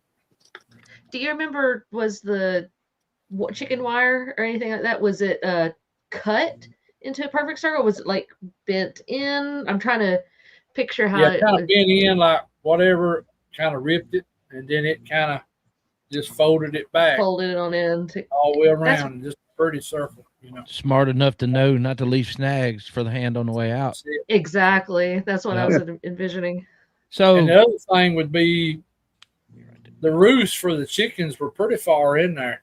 So if a coon got up there and done that, it's going to have a hard time reaching over there to get a chicken. It's going to have to go down in the cage, then climb up on the, you know. That's why I don't think that's what that was. So, when you're talking about the street light and it looked like a skeleton face, I'm thinking of the ashy gray people report skin. I wonder Right. what that would look like under one of those street lamps. It It may give that illusion of being, Yeah. standing out. Yeah. Well, it's like one of the corn patch pictures.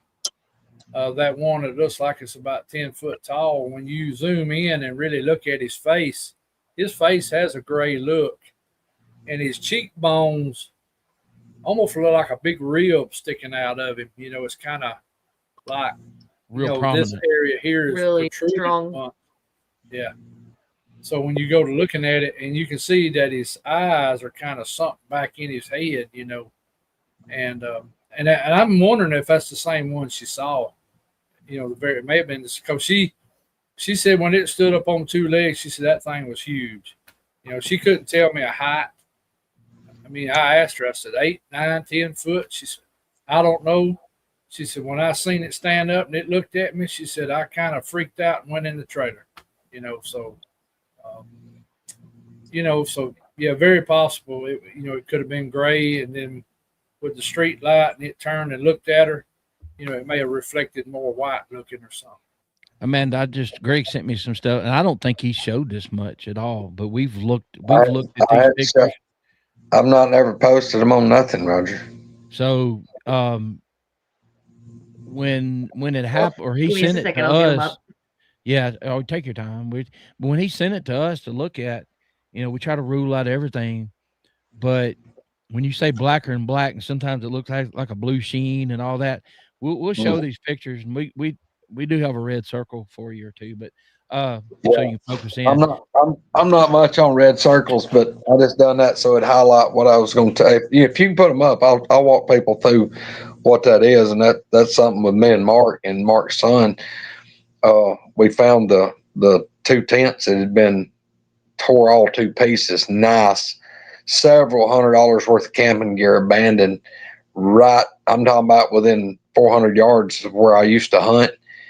And the campsite was tore all to pieces, and somebody, like I said, abandoned that. But where I started having all my encounters, and for Amanda's question a while ago, I was dealing with these things in the woods to start with for several years, and then I built this place. Well, I'm only about 1.25 miles from where I did hunt, and these things had already got used to me and knew me, and recognized me. And once I built this cabin here, I think they come through and seen the cabin going up, and then they recognized probably my truck, saw me, and they're like, hey, this is a dude that's coming down there in our place.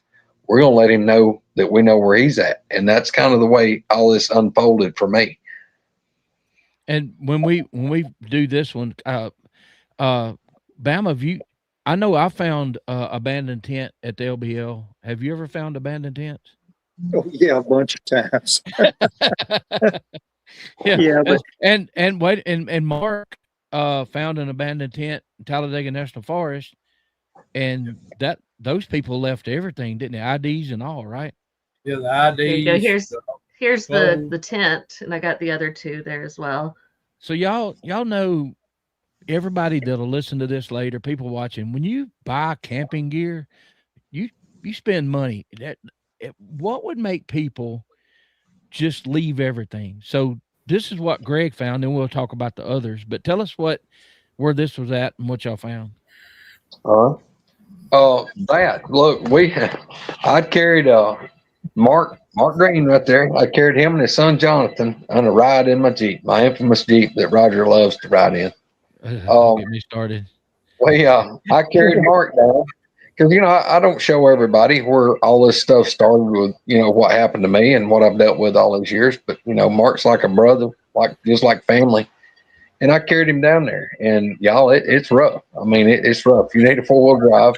So we went down there. I showed him where that property's at. And I told him, I said, we're going to go down to the end of the road. And it's a quarter of a mile from where the gate was where I hunted on down to where you're seeing right here. And this is on the same river where my cabin is. It's just downstream about a mile.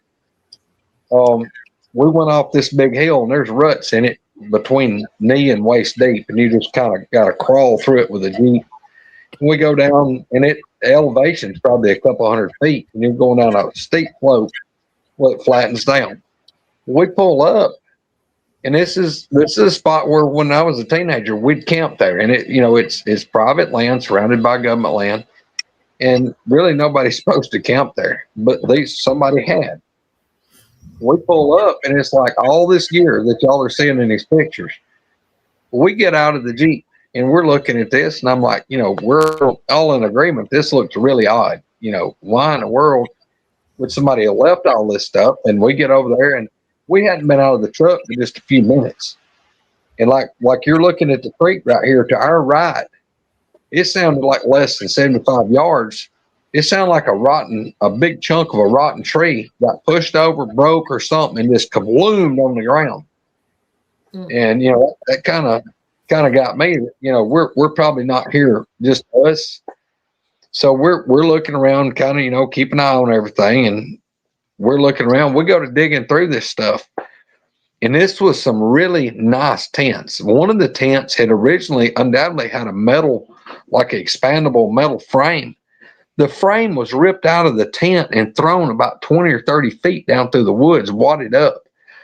There was sleeping bags. There was all kind of camping supplies in this big folded up wad of stuff.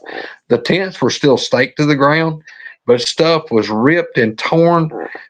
And we got to calculating it up, and there's several $100s worth of stuff, and this stuff wasn't just super old. Now it looked like it'd probably been there, I'd say 3 months or longer. But we're standing there and we're looking around, and Mark and Jonathan, they're walking around looking. I'm standing there pretty close to the Jeep, but I take my phone and I just start taking pictures around where we're at. And I was showing Misty and Spencer and some of them about what we'd found. Well, it wasn't but a week or so that Spencer and Misty and Mark Newble came here, stayed like 3 nights with me. I carried them, and we showed them what you're looking at here. And I took some pictures because I wanted to look and see where I took all these pictures. Misty had told me, she said, have you really looked at those pictures? I'm like, what do you mean? Yeah, I've looked at them. She said, no. She said, look, bring up one picture at a time, zoom as far in as you can, and like go across, move the picture around and look way back out in the woods. I'm like, yeah, I ain't never done none of that. She said, well, you need to take all those pictures and really look. There may be something way back in the woods. Well, I go to looking in the pictures. But anyway, me and Mark, yeah. All right. If you'll go to the other picture right quick, Roger, the one that's still back on up out of that. Come on. Go the other one kind of like this. Only got one. Hang on. If there's only got another those 3. Okay, well, it might not went through, but anyway, I don't think that's the exact one, but it may not have went through. But anyway, one of the pictures kind of like this, you're looking way down the riverbank, all the way down the riverbank, about as far as you see in the picture. I zoom in, and I notice there's something black. And now you can go back to the other ones, the one that's kind of the furthest back, that's not zoomed so much. Well, I noticed this black thing back behind a tree, and it's just a part of it sticking out. And that's the one of the ones with the red circle. And I've done that so it just shows up better, like everybody else does. See, I zoomed in and I see that, and I'm like, wait a minute, why is that so black? And look, I took this picture when me and Mark Green and Jonathan were standing right there at those tents. That was zoomed way in off of a picture. All right. I told Misty, I said, look, I don't know what this is, but there's something really black and it's got the shine to it, like a booger when the light's hitting it. Because when I saw first one I ever saw run across the road, that's the way it was. It was, you could see how black it was, but where the light was hitting it, it made it look that gray sheen, like it's shiny. And I said, I don't know what this is. I said, there's nothing should have been there to be that black in the woods. There's nothing. Well, Misty and Spencer and them, like I said, just maybe a week later, they come down. We go right back to that spot. We're looking at my phone. We line up the exact picture. And we go to looking, and that black thing right there is not there. It doesn't exist. We had Spencer wobble down there and stand right there where it was. We had him standing there. That black part of whatever the hell that is wasn't there. So, but now when we hung around there for probably 10 minutes, and I started getting the creepy feels, and Mark undoubtedly got them, and he said, there's something, and we got hearing something up on the hill. It was coming around, kind of cutting us off. And we both decided pretty quick that, yeah, we may ought to ease on out of there. So we got in the Jeep and came on back out. But as far as a picture of me catching anything, that was sheer accident. Y'all, look, when I've had encounters, camera's the last thing from my mind. I'm talking about the last thing. Is that down at the water where your cave opening is? Nope, that's somewhere else. Okay, that's down from out here. Yeah. Okay. And I'd have to say as well, all the pictures I got of these creatures, all by accident. You know, I just had. I seen them looking at coming looking for my camera. I started moving it every day, and they keep coming looking at it. And that's the way I caught them, purely by accident. But so they learned where you had them, and you started. I started moving it every night, different locations. Yeah. Different place every day. They'd come look for it, and I was ready for them when they come look for it, and I snapped it. I was talking to Spencer. I'll make this quick, and he was telling me a story about a guy was having the same issues. They put the cameras out and the lights that come on, motion sensors, and he was mowing one day, and in fact, I think his wife and one of his children moved out for a while, just similar situation to Flat Rock. And he was mowing one day and he noticed these little wooden, almost pointed structures, like a little teepee, but there was in a line. And they're like, what in the world's going on? And so I don't know if it was his brother, and they were looking at it. He said, wait a minute. They waited till nighttime and they were on the back side of them. And if you walked up to those and stopped, you're okay. If you step past them, those motion sensors light will come on. So yeah, so you take that for what it's worth or whatever. So all right, Bama. I mean, I know where the trackway, y'all preserve the trackway, and you have the casts and all, and a lot of people have them. But the first trip I ever went up there, we went up on top of the knob to turn around, and I'm like, oh crap, there's a tent. And I'm like, I'm disturbing somebody. I always real conscious that I don't want to disturb somebody. And I got to looking at it, and it wasn't set up right. And I'm looking at it a little bit, and I noticed a small igloo red and white cooler was way down here. Something had thrown this thing down the driveway, and I get to looking at this tent, and it's basically damaged, and there's nobody. I'm peeking. I'm like, hope nobody, please don't let me find the body. So, and I'm looking, there's no blood or anything. And we turn around and we're heading down. And that's when I looked over, and there's like no water hardly at all. And I saw the tracks disturbances and went out there. I forgot until we got back. I forgot about the tent, but that's, apparently some of these places that are hot spots that people don't know about, just like Talladega, one Mark found. We'll let him tell about that one. What kind of situation have you run up on, Bama, at the LBL? What's interesting is that track, that was the Reed Noble trackway.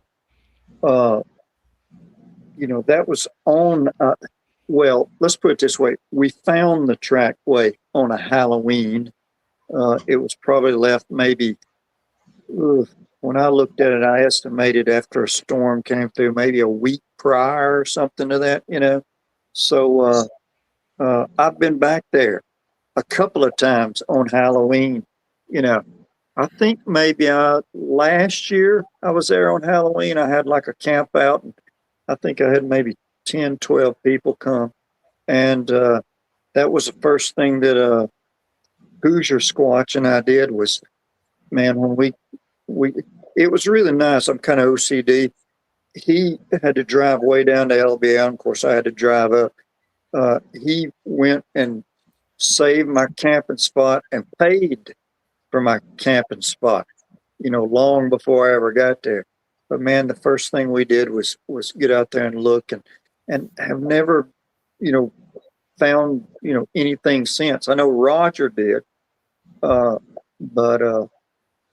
haven't found anything since. Incidentally, I find this odd from being in the woods and trying to figure out stuff for so long. LBL is maybe the only place I've ever heard what I describe as a tree break. Mm-hmm. And the terminology I'm going to use, Roger. If you look in the Rolodex of your brain, there's the sound of a green limb about 2-3 inches in diameter, being broken the way a green limb sounds. Mm-hmm. And at that same camping area, only when I'm by myself, though. Now, I don't know why. Maybe I just don't hear as many things when there's more people around or something. But on 3 occasions, I've camped there alone. And the only reason is because I was having somebody else come and meet me. Mark Newell came up one time and camped with me. And but I've heard tree breaks like a green limb snap. All to say that when I finally moved back down here to Alabama, Kel and I love to camp. There just ain't really many places down here to camp.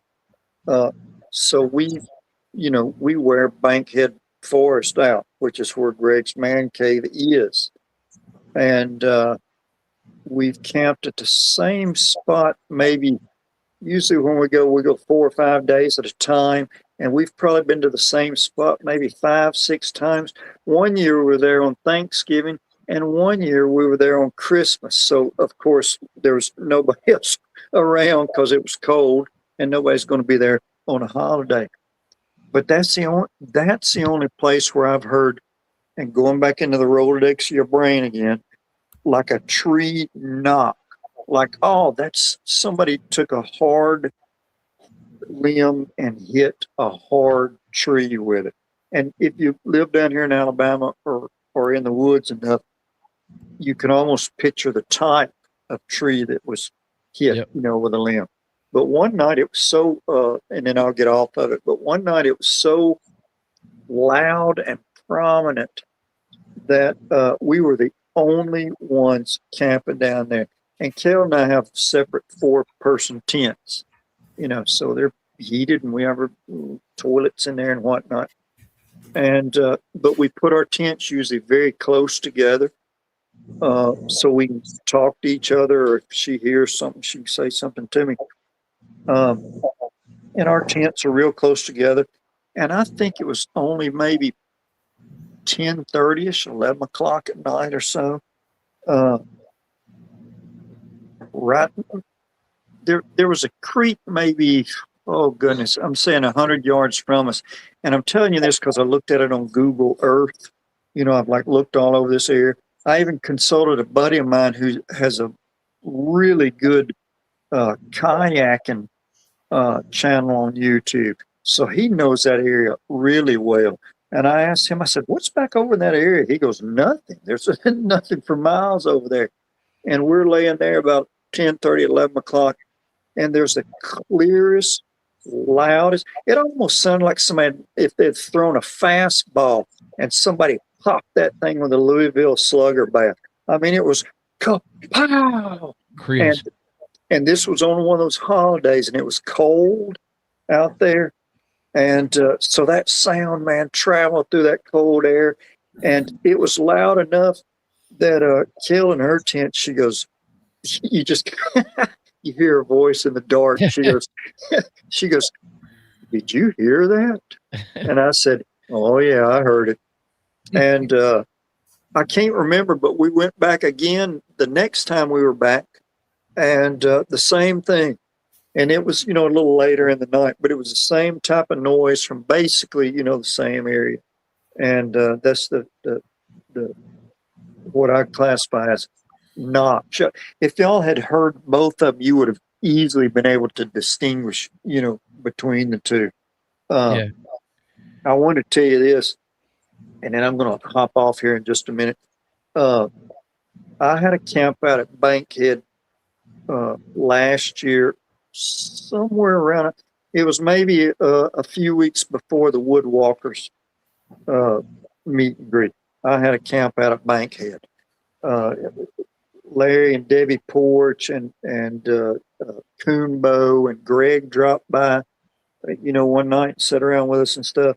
And this is what's really weird. I want to tell you this. Anybody that camps with me, I booby trap my camp. If I'm off by myself, away from everybody, when I go to bed at night, I booby trap it. And I have like these 22 caliber, ram set blanks, and I can string up, fishing line and stuff around, and man, those things work great. I'm telling you. And I'll booby trap stuff. Well, when we were at camping at Bankhead, we were in a primitive camping area. People kind of spread out. Kale's right beside me in her tent, and Rodney and Karen Beasley were camping directly behind my head, maybe about 10 yards or so. So there's really people all around. So I didn't set up any booby traps. I thought people are going to be up walking around and stuff, and so I won't set anything up. But I had that really good trail cam that I got a good one for my birthday with the black flash where people can't see it, and it shoots really good video. So I had that thing strapped on a tree, and where it really could kind of see the whole campground, almost all the tents, and had that thing strapped on a tree. Of course, I went to bed, went to sleep. Next morning, I got up, was out fixing coffee and doing my thing. And Kel goes, when she got up, she said, did you had those booby trap things set up last night? And I said, no, I didn't. And she goes, are you serious? And then Rodney said something about it. And she goes, right beside my tent, there was a round went off. Pow, a loud round. Now, I've got used to sleeping with one of those noise machines like Brown Noise or those machines. And so when we were all camping there, it was so quiet that I could hear Rodney and them in their tent if they moved around or anything. So I'd put the little speaker beside my bed with some, white noise on it. And I don't know why I wouldn't hear something that loud go off. But when she said that, Rodney goes, yeah, he goes, it was loud. He goes, I thought that you had set one off by accident trying to set it up, at your tent or by the truck or something. That was the first weird thing. I never heard it, but everybody on our side of the camp heard that. And here's the other thing, and I'll try to get you the audio on this, Roger, because we have the audio on this. Where we were camping, there was a Walmart that was 17 minutes away. We went there so many times, I can tell you how many minutes it took to get to the Walmart. And we had made a run because it was really cold at night. So we'd run to get like some propane or something.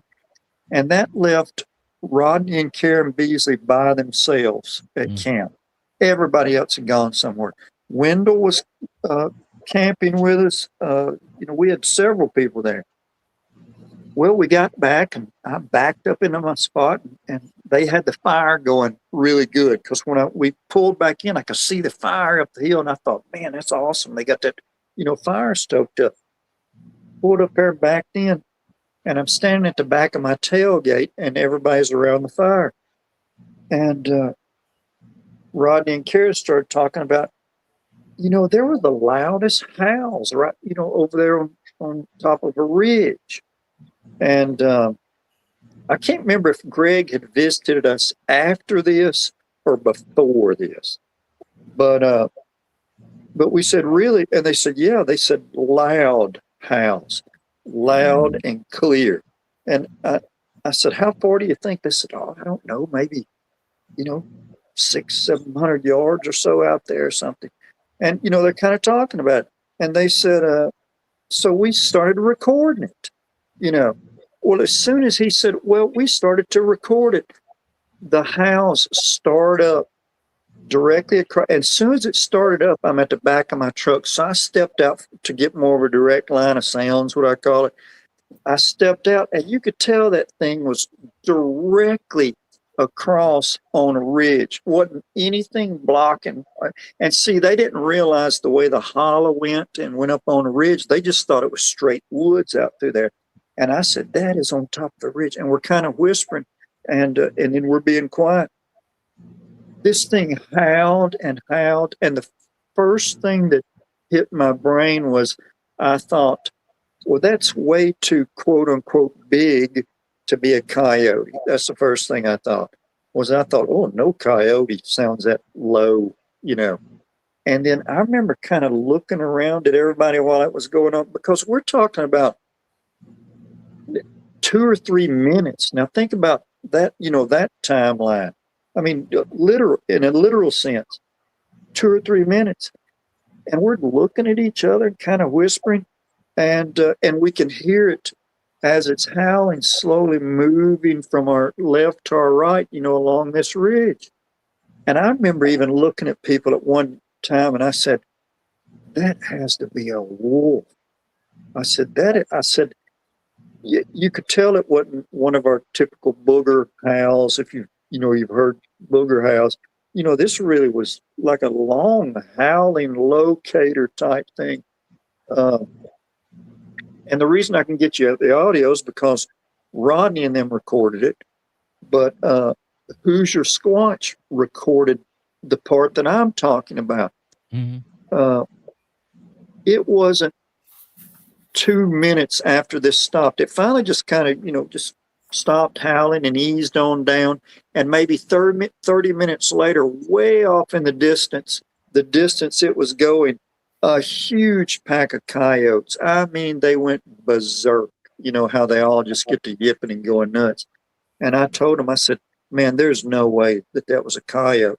Well, by this time, Jamie had already sent the audio to one of our, audio guru, techno geek dudes.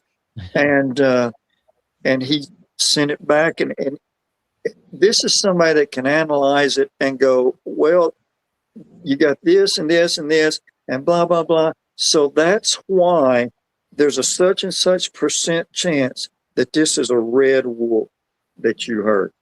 And we were like, no kidding. And he goes, yeah. He goes, the second I put that in there, he goes, that's exactly what came up as a red wolf. And those are rare. I saw 3 of them like in 1997 or 8. I know LBL has them, but there were rumors that people had seen them here, and then Peyton, there was a wolf howling close to his mom's house, and he got that on recording.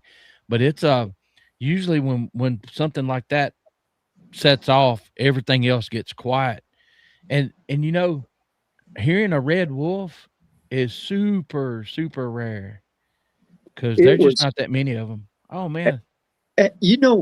When you hear, man, I've heard some I mean, all these guys have heard and seen way more than I have. Oh, I mean, Lord.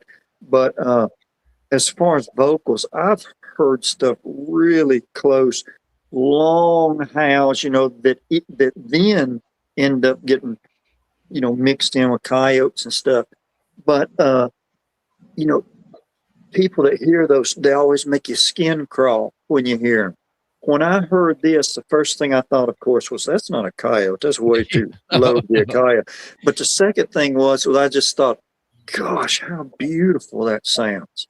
It was like, like hearing a gray wolf, howling something that big.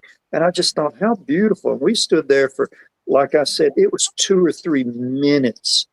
Just listen to it, just standing in one spot, maybe moving a few yards and on and on and on. And it was that was a really strange thing. Well, and part of this getting out in nature and trying to figure these things out, you experience stuff like that, and it's just I don't know. You're not going to experience that sitting in the house watching TV. So I can't get out as much. We got a really good question here, y'all, and I may direct this towards anybody. Well, Said, for me, let me for me, read it. Roger, Let me yeah, read go it ahead. for the people on Spotify tomorrow. Hawk 6802 says, I asked this earlier. I don't know if anyone saw it. I didn't. I'm sorry. Has anyone had the pets or livestock killed or come up missing? I had a year-old mini donkey get its neck twisted and broken by something. There was a I'll be right back. Bigfoot / dog man in the area. Yeah, well, I don't have any dogs that I own here, but look, over the last several years, my neighbors would get a dog, and I'd kind of get a little inkling if they was going to last long, because if they ever had one that got out here at night and got out here really barking and raising Cain, they'd come up gone. And these dogs here, they don't do much barking at night. They go back down there and go under the house or in the dog house or something. They don't get out and plunder much, and at night they'll go a little spooky, but they don't do much. It's not like normal dogs, because I think they figured out if they start barking and everything, they probably don't make it long. But now, right up on top of the hill, there was a guy had a farm up there. And this has been probably 14 years ago, 12, 14 years ago.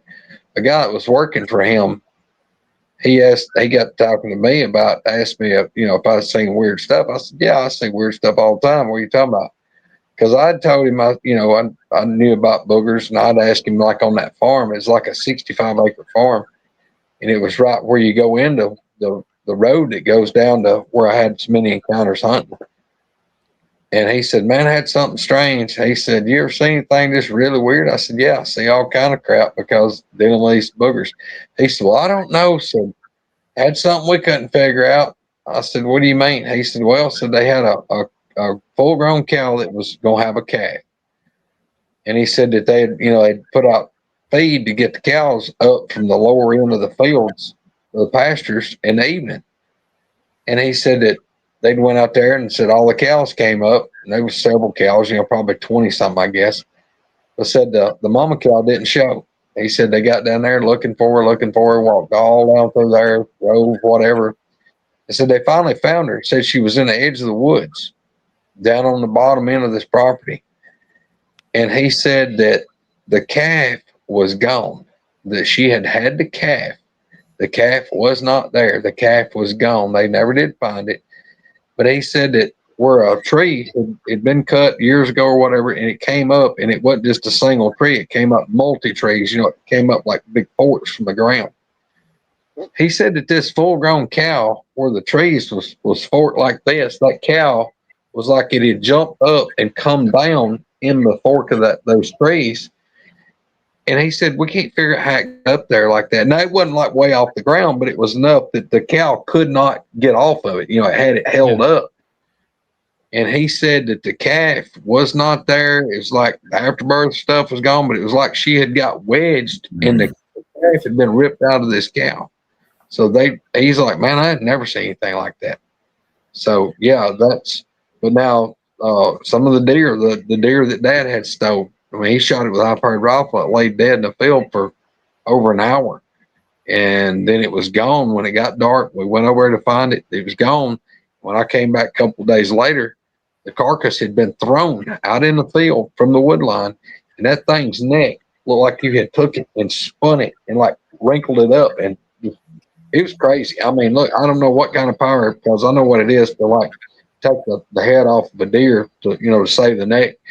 That thing's spine was just snapped around and twisted, rung up. Well, I'm gonna get to Mark and Flat Rock, but real quick, you know, we got called locally here, just north end of this next county, Lincoln County, and what started, there was some stuff happened where they were followed out. It screamed, and you remember I told y'all about the guy that fell on the ground, covered his ears, and the other guy started projectile vomiting immediately, and then, but what had happened, reason they called us, they had a cow. They couldn't figure out what killed it. The tail was pulled almost loose towards the back, towards the head. The back, the spine was broken, and something had taken a chunk of this jawbone. And it wasn't bites. Something had pulled that bone out along with meat. And of course they waited, and it wasn't there when we got there, but the way he explained it, I made a few phone calls, you know, and we found tracks that day. We found a boneyard. We found all kind of stuff. So anyway, I've heard of this stuff, but I believe, Mark, are you the one that told us about I may be wrong, the chicken's been stomped flat? Was that you? No, maybe not. Okay, somebody told us about that. Have you had anything missing, or any of your neighbors had anything? We've had a few chickens and rabbits go missing in the past. I can't really say what got them. I know we've found a few rabbits deceased in their cages, and the doors would be open, and it's like the rabbit's back was broke, but now a rabbit can break its own back. They're so strong. If they get away from you, they can break their own back. Now I have a friend I work with that doesn't live far from where we all camped at in the Talladega National Forest. They got out of the cattle business after being in it for years, because one year, this hasn't been that long ago, they know they had 9 pregnant heifers, and when all calving time came, 7 of the cows had the calves because they got smaller, but they could not find the calves. Wow. And they decided to just get out of the cow business and just cut hay on their farm. So he's had tons of booger activity on his property for years, finding tracks, hearing them, his brother seeing them, and he feels like they knew it was calving time, and they were sitting there waiting. And because they could never find, he said, knew it wasn't coyotes. You'll find the evidence of coyotes, right? Or you know, any other type of predator that's in our part of Alabama. Mm-hmm. You're gonna find signs of it. They didn't find nothing. So and you can pretty much tell, like with chickens, kind of what might have got them by what's left behind, or what's, you know. Yeah, I know what you're exactly. Well, usually a hawk or anything, you'll find the feathers, you know. Right. But we've had what stuff is it, just here, you know. What is it that just eats the craw out of them? There was something was getting ours. Well, a hawk can usually just eat the breast out. Yeah, and leave the rest of it. And we had, you know, back in the day where I saw my first Bigfoot, somebody asked me one time, you know, do you ever have any chickens going missing? And I'm like, well, yeah, all the time. And there's no feathers, because we had chickens that were in pens, but we also had ones that just free range, and they would roost in the trees along that little lane there. And my daddy would come in every now and then, and he'd be like, hey, where's my so-and-so pull it at? And I'm like, I don't know. There would be no feathers, nothing. And years later, you know, Was it that? I don't know, but could have been a possibility. We're talking about easy food and a free meal, right? Flat Rock, you ever heard anything Oh yeah, yeah, around there? yeah. Outside, not talking about my brother's dog, because y'all know he went missing, never could find again. But I also got that audio of that canine being slammed up against that tree, getting killed. Mhm. But the biggest one was an adult mule about 3 miles from here. He was that pastor who used to come over here and research with me, and his uncle or his cousin, one to two, he had an adult mule, and one day he walked out there to the field, dead in the doornail. He called the pastor to come over there so they could bury it. The pastor went over there that next morning, and this is a 300 to 500 pound mule now. They got out there. This mule is gone, totally gone, 100%. No drag marks, no nothing. It was just gone. So something killed it. Came back that night, picked it up over its shoulder. Away with it. Yeah. Well, my daddy used to say, toted it plumb off. Yeah. Toted it plumb off. That's right. That reminds me of a story from the early 90s. I talked to a guy from East Tennessee. I was working with him actually. And he said that in East Tennessee, they had a property, had a sinkhole. It was a big sinkhole with sloped sides. And, they'd have something happen to a cow or something like that. They would drag it back there and roll it off in there. And they started noticing like they would be missing. And then he continued to tell me about seeing eye shine, really tall. He was alluding to Bigfoot back then. I mean, he told me some stories about some of his friends having something scare him out of the woods and whatever. But and some of these stories I forgot about until a couple years ago. But here's what I want to do. I want Flat Rock, for the people who didn't see it, to show that video he caught of that thing walking in front of that light. And then Mark, I would, if you want to, I'd like to get you to talk about finding that abandoned tent in Talladega National Forest after that.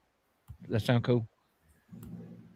So Flat Rock, you have it. And let me see. Yeah. I think, I just loaded it for you. Yep. There it is. All right, here we go. All right. Explain to us what's going on here. All right. Just watch that where it looks like a plus light. You'll actually see one walk right through that right there.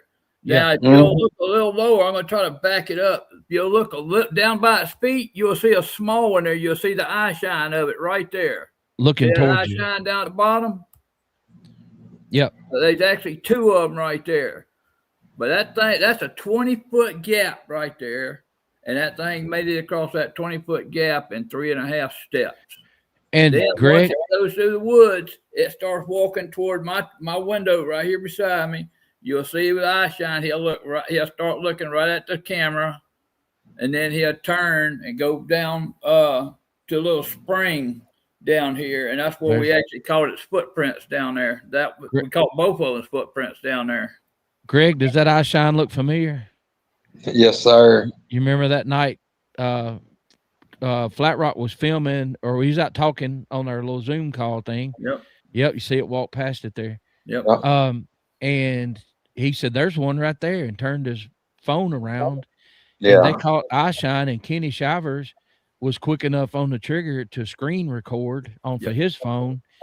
And it's the same color eye shine as that. Same eye shine. Yes, sir. Yep. And it was peeking around a tree close to your truck. And running it back and forth, I could swear I saw something go from one tree to another, but it was really hard to make out. Well, what I truck? believe it was actually doing, he was actually watching me while some other ones were over there stealing all the pears off the tree. And it was just 1 year to this month, 1 year to this date that happened. Sure enough. Really? Run it one more time, and can you see if you can stop it when it's blocking the light? Could you estimate like how tall that would have been to cover that light up? That is about 8 to 9 foot, but he's dead center right there. I mean, it's just so far back. I mean, you can see if you focus on his hips, you can see how big his damn hips are right there. Yeah. Yeah. I mean, his hips are huge. You can see Wow. him lean. Hold on, let me get it back. You Walks can actually hunched see him over a little leaned bit, over. too. He leaned over, walking. You know, he's leaning forward. Yeah. About to see the hair on him, Yeah, That's on his back. that's wild. but that's what we were seeing before we knew they were real. That's what we went chasing after that night on that July 4th night. That's the same exact scenario where Bob actually shot a bullet up in the air, and they come out that night and raised all kind of hell right there behind my mom's trailer. But yeah, that was two of them walking across right Well, there. you can almost make out another smaller one. The head is what he was talking about. That If you small watch- one's on all fours. Yep. That's either an arm sticking out, and then you got I don't know. It's hard to tell. Man, it'd be awesome if MK could do something with that footage. Yes, sir. Yes, sir. Yes, sir. That sure would. I mean, it's just I don't know how to do stuff like that, but yeah, that would be great if I could get somebody to pull it out. And what were you I mean, filming? even when they was up on that porch stealing the dog food, you know, if I could get somebody to brighten that up. I mean, cause it's a full body shot of him right there in front of that window while the other ones are stealing the dog food. Yeah. And then you can see him bend all the way over, get his hands full, come back up, and walk off. They somehow get over a 6-foot fence without making a bit of noise. Wow. Wow. That's cool. I remember the first time I saw that, I was like, "Oh crap!" Yeah. What were you filming with? Was that a security camera? No, it was just a regular Panasonic camera Okay. right here in this window. I was filming out this window right here. Yeah, Filming Liz towards was. that way. That's a good comment. Have you ever took a picture towards that way during the day to kind of? I mean, Well, you know what's over there, but yeah, like hold on just a second. Just zoom in. If you just put that up there by itself, Roger. yeah. Hold on, let me move this out of the way here. All right, just put this up right here by itself. You know, my avatar right here. It's just a picture of them right there looking toward the camera. I won't let And you. it's a mama and a baby. You know, she's holding up a baby, just sitting there watching the camera. I never seen it with my own eyes, but I was able to catch it on camera. So that picture there in the middle. Let me see. Hold on a second. Let me see if I can. Hold on a second. Yeah, right there. You see it's a mama and a baby right there, just peeking around. You still look like eyebrows and a big nose. Yep. And then you the see the baby face, bottom You right. Yep. You see the baby right there in front of it, right there at them leaves. Look at that face. It's white looking. Yep. Almost looks like a skeleton. Yep. Yep, exactly what I was thinking. And look, y'all, I used Flat Rock knows this. I used to see stuff and I'm like, well, I can't make it out, so I'm not gonna say. But after that thing happened with Gary Spikes and I ate some crow because I saw him take the picture. I saw the thing moved when he took the picture, and now we've got this picture. It's a black blob, and I know it's a shoulder and a head. But when you show it to people, they're like, "Oh, I don't know." I'm like, "I understand it. I've been there 100 times."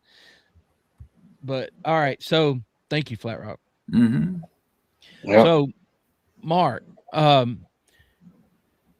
getting back to these strange things of finding the tents. I just like Blackie said in chat, just a few things that will make people leave something like that. But the one y'all found, there was like literally everything.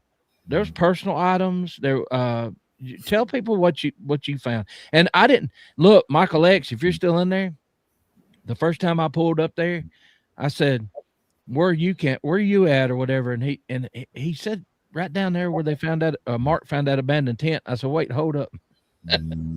Why nobody tells me this stuff before I show up? But yeah, go ahead. I'm kind of one of them nervous fellers, you know.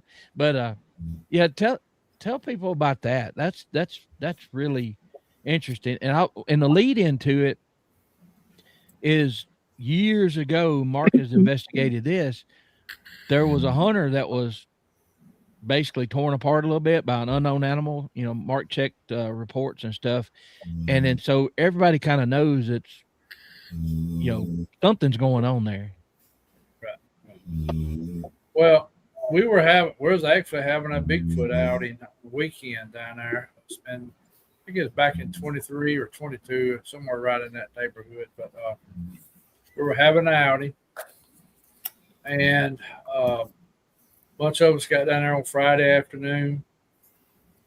We noticed a tent down in the very bottom that was set up. You know, we didn't see a car, but you could see all the stuff. And we just figured whoever it was, you know, going to town or something of that nature. We didn't really think nothing about it. We got set up and all sitting around, and it got about dark. And you know, we'd done been there 3 or 4 hours.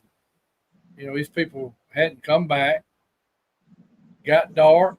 They hadn't come back. I mean, we stayed up pretty late that night. They still hadn't come back. But next morning, people are really talking about it. You know, we get up, we're standing around and, you know, like, you know, what's going on here? One of the guys in the bunch at the time he was in law enforcement. And he said, well, let's walk down there and see what's going on. And we go down there, and the closer we get, you know, just tell something ain't right about the place. You know, cooler sitting out there, the camping stove, water bags, chairs. We get on up closer, we look at the tent, and you can tell that the zipper has been ripped out of the tent. Mm. You can kind of see in there. Of course, we was all nervous. You know, there's a body laying up in there. You know, that's what we thought. You know, Yeah. Well, he finally said, well, I'm going to go ease up and look on in the tent. We need to know what's going on. So he goes up, and he kind of opens it, and we watch him enter in, and he comes back out, and he's toting, you know, papers with him. And it's this lady's identification, or where she went, you know, got put on food stamps. I mean, just a bunch of papers. Then this is when he really got weird. He said, well, his kids' clothes in there, her clothes are in there, makeup's still in there, sleeping bags, the whole 9 yards. And we're all like really puzzled in. And I happened to walk over to the cooler, and I opened up the cooler. But it's still full of food. Now, of course, the food's done spoiled. Water, the ice had done melted. You could tell, you could smell it. So it'd been there for a few days. He decides he's going to carry this information to the game wardens, because we're not far from a game warden equipment station. And he goes and turns it in. Well, we figure we're going to see the game wardens or the county law show up pretty soon. Nobody never shows up. We're sitting here scratching our heads. We go ahead Sunday, everybody starts packing up, leaving. This tent is still there. And I went back and forth for a month before that tent and all that stuff finally disappeared. Don't know I don't know if the law come got it, if the Forest Service or the county or the game wardens cleaned it up. I went and checked for missing persons, for especially a woman with kids. I could not find nothing on the internet in that area about anybody being missing. There was no vehicle there. It was just strange. I mean, all their belongings, some of this stuff was brand new. Like the camping stove was brand new. The cheers were pretty new. It's almost the same scenario what me and Greg and my son found that day up there at Greg's. I mean, it's like these people either jumped in their vehicle, took off, and didn't come back, or what else happened. I mean, we don't know. And that ain't the first tent that's been found there abandoned. This past last year, when Chris Reinhardt and Adam and all of them came down and paid a visit to all of us, I carried them down there to that campground, and we noticed a big tent going in. The people were there then. They had stuff strolled everywhere, canopies up. And then that weekend, we had some of our people go camp out, and then another group coming there to camp out. And they found the tent destroyed, food mashed. I mean, and Stacy talked about it. I mean, tent poles bent in all kind of fashion, just like what Greg was talking about. So something happened between the time that me and Chris and them were there to that Saturday and Sunday. Them people abandoned camp too and left a lot of stuff there. And did Wendell take a picture of that and post it? Yeah, the metal frame it wasn't like somebody bumped into it and fell into it. It was bent up. It was destroyed. It was destroyed. And yeah. I think Stacy and them, don't quote me on this, maybe somebody else talked to the game warden, or I said something to the game warden about it.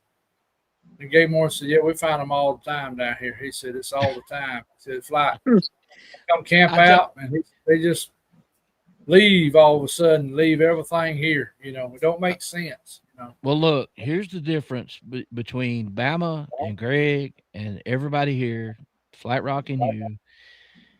When you're around people who know that there's weird stuff out there, things exist, and you hear a scream that shakes your innards, you know, now I've been a part of it where you look around at each other and say, that was Booger. That was it. Yeah. If somebody don't know, they don't know, and it's their first time, and they hear that could send them out. If they see one and hear that, I mean, you think about that. Somebody, we're going to go camping. We're leaving the suburbs. Never been camping before, but I saw this video. It was cool. Danger and extreme fear cause you to don't care about your stuff. You know, and we know that. We all know that. So, and that particular place you're talking about, I do not like it. I don't feel right there. I don't. You know, Greg has seen the orbs. I have seen the orbs. People with us have seen the orbs of different colors. Flat Rock has seen them flashing like cameras in the daytime all around them. Something weird is going on there, and I don't know what it is. And I've seen enough and heard enough that I think I'm good. I don't. I'll you know, y'all can go live and I'll watch your show. I'm not. I just something Mark just tells me don't go back and I hate that. I mean, I hate, you know, if y'all have a get together, it ain't cause I'm mad at anybody. We slept in the truck for 2 nights, and I was still nervous, being where we were at, but my goodness, y'all. So we run Amanda off. She's in another time zone, has to get up early. Who popped up the orb video? Was that you, Flat Rock? I just throwed that orb video up. Yeah, y'all talking about it, so I throwed it up there. And is this the place we're talking about? This was right here at my house.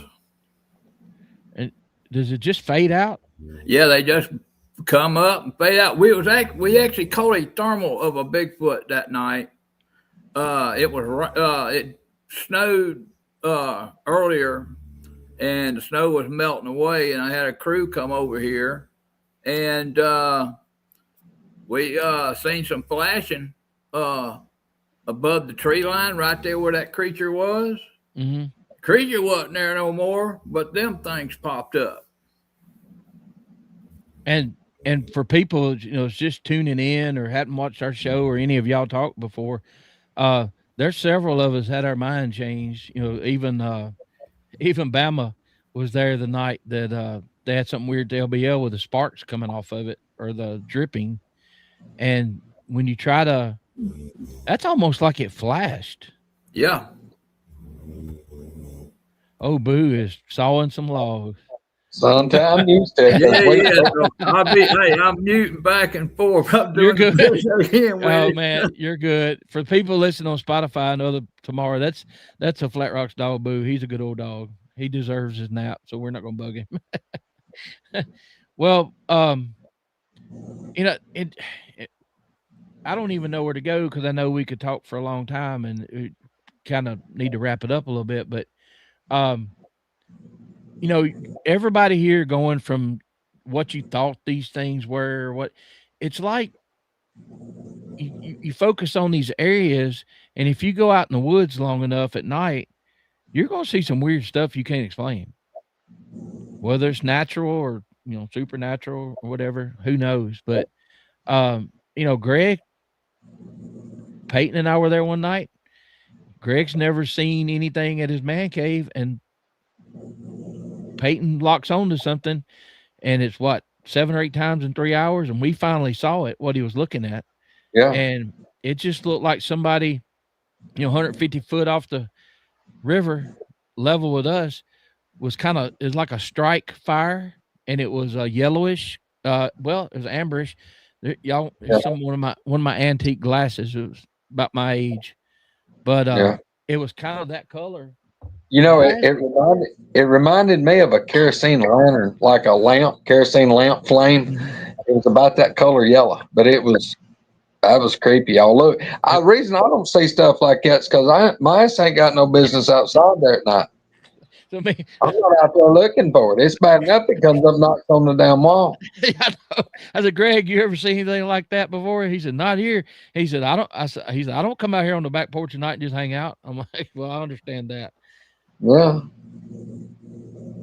Oh my God, y'all. Thank y'all so much. I know it's kind of tough to do. I think y'all did great. And I appreciate y'all's friendship more than anything. Y'all know that. And I feel like, these groups of people do a great job and they get all the attention, but I just wanted to show people that there are other groups that have experiences, have encounters, catch audio and all that stuff and preserve, evidence.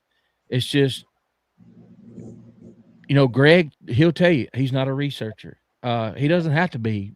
These people sitting right here, you just kind of hanging out with them. And I just thank y'all. Anybody, Mark, tell everybody where they can find you and Becca on YouTube. We're Cedar Creek Bottoms Farmstead Life, and we do a live every Friday night if everything's going okay. And she's doing some videos right now. I hadn't really done any. A couple of little things I've done on the Fireside Chat on Facebook, but I've got to get back to doing some filming, and it's getting to that time of year to get back up on Creepy Mountain and start, So. Well, I keep saying this, but I want to come down there with you sometime, and we'll work that out. I want to see the place at least once.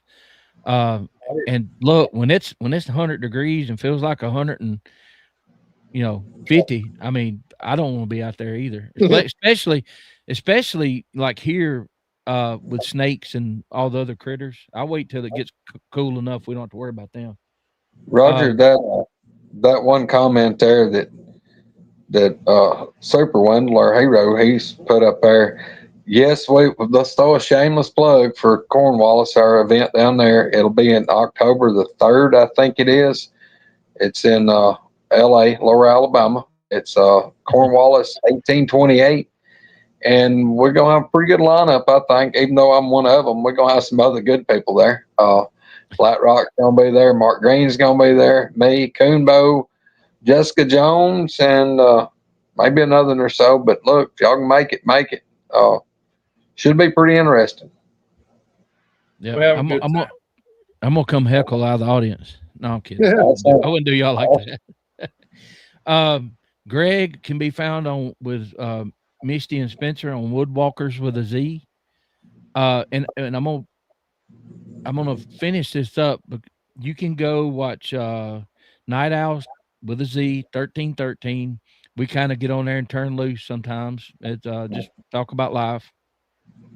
Bama can be found on Sawdust Beast.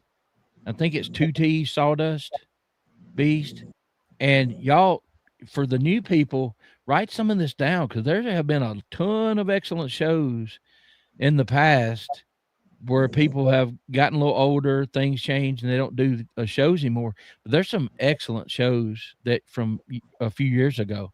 You can binge watch for weeks on some of this stuff. Bama's interviewed a bunch of people with on that channel. Mark and Becca's show. If you have any interest in learning what natural herbs, natural remedies, food, how to find this stuff, and boogers too. I mean, if something happens, Mark tells it. You can go back and watch those. He's had some pretty wild stuff happen himself. And all of them had talked on this show, but you can go back and watch these things and leave a comment, even though the show may be 7 years old, 5 years old. Leave a comment that might help somebody else find it. But we all support each other. It's and it's all about getting truths out there, learning truths, and maybe like Greg said, if what us I've been thanked so many times for taking that first step from people around here because they can't talk about it, and they've thanked me for telling what happened to me because it made what happened to them make sense. And when I think about giving this up, sometimes I've had something happen a while back. It scared the mess out of me. I'll tell that later. I'm not ready to tell it. I called Kumbo and I called Doug Highcheck, and I told Doug, I said, I almost quit. And he talked me through it. And, this stuff still affects us too. But this is, it's kind of therapy for me and Greg and everybody involved. And I really appreciate y'all coming. And I'm not going to have a banger of a show every time because I'm not a professional, but I try to get people where we can learn something and share with everybody. And I love seeing everybody here. I'm long winded. I'm going to stop now. Anybody else has anything to say? It's still awake. Man, I don't know. I just enjoyed being back on here. I like to talk to folks. And look, y'all, here's the thing. If you've had an encounter and you're struggling with it, reach out to some of us. I mean, we're not really that hard to find. Like Roger said, you can go back and find us on the channels that we're on. Reach out to us, talk to us.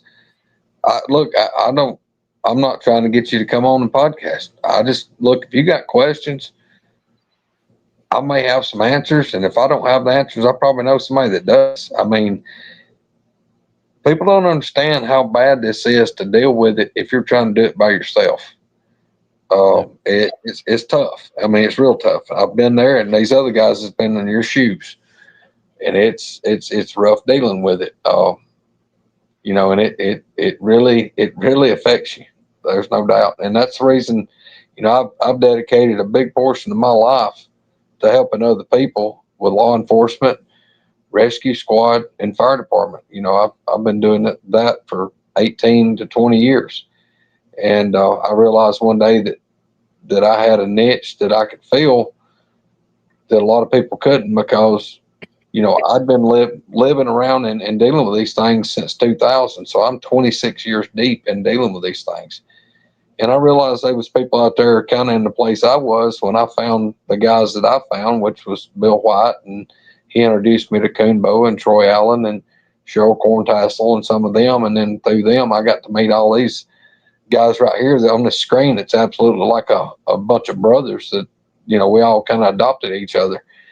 And, I know that who I can trust. And, y'all, it's been unreal how it changed my life. And really, I mean, I look at it, it's a way for me to pay it forward.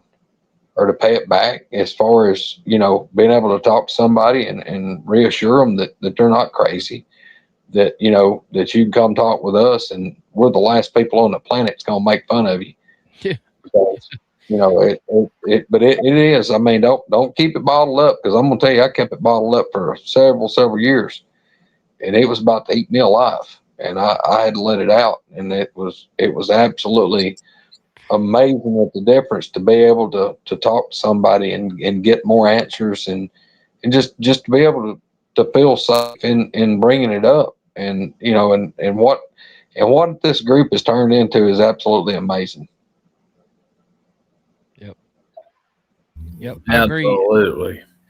And I ain't never hugged many man. I hugged Flat Rock a couple weeks ago and told him he's like family. Yeah. Oh yeah. But you know, getting back to what Greg said just now, just in the past week and a half, my mom sent me a screenshot from a lady that's from this county, and all she put was, I saw something weird in this area, and I'm not going to influence anybody's answers. Has any of y'all seen anything weird? And so everybody's like, oh, I'm following. I want to know too, whatever. And my mama contacted her messenger and said, hey, my son does this. He has a show. And matter of fact, it was just a few miles from our north end hotspot.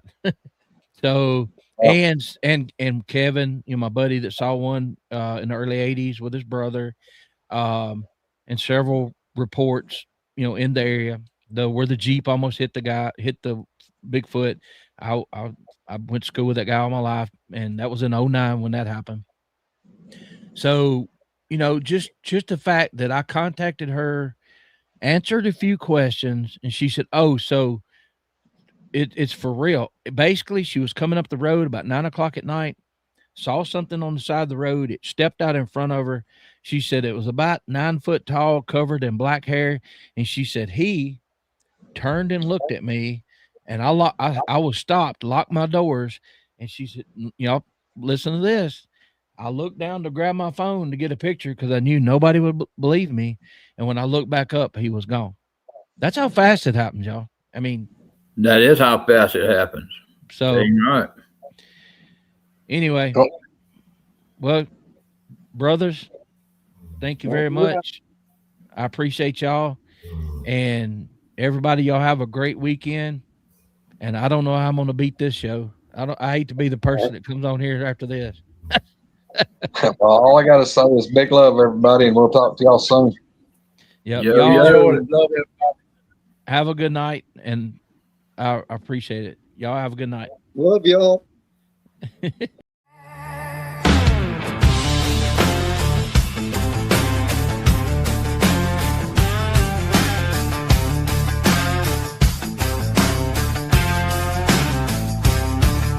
Down in the pines where the water runs black, where the moss hangs low and the night leans back. The stories whisper about a shadow tall, big feet moving where the moonlight falls. Some say it be, some say it ghost in the trees. Some say trouble blowing in with the breeze. But around here, man, we know the call, or we just call them friends to Squatchin Holler. So light that fire, let the cattails shake, hear the night birds cry and the copperheads wake. If you hear a howl in the Georgia fall, that ain't no wind and it ain't no dawn. When the creek runs cold and the shadows get taller, yeah, you cross a line in a Squatchin Holler, where the legends walk and the brave men falter. Better mind your step in that Squatchin Holler.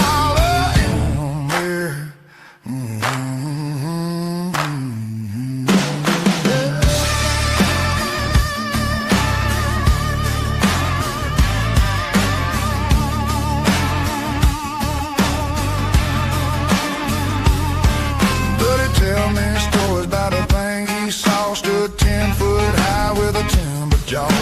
Red eyes burning like a summer cold. A left track's big enough to swallow your soul. But the old folks laugh, say don't you fear. Critters been living here for hundreds of years. Treat them with respect.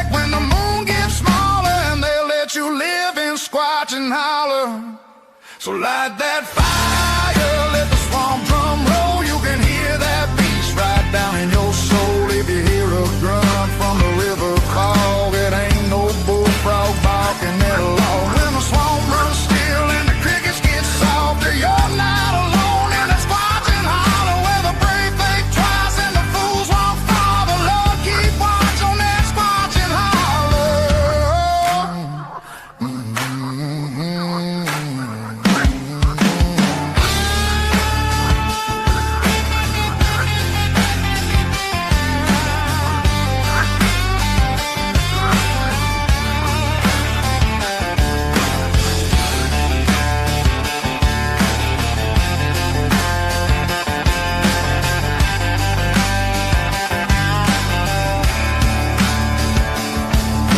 Some say he guards at old Pine Ridge, some say he walks from bridge to bridge. But one thing's sure, when the night comes down, something big still calls this ground.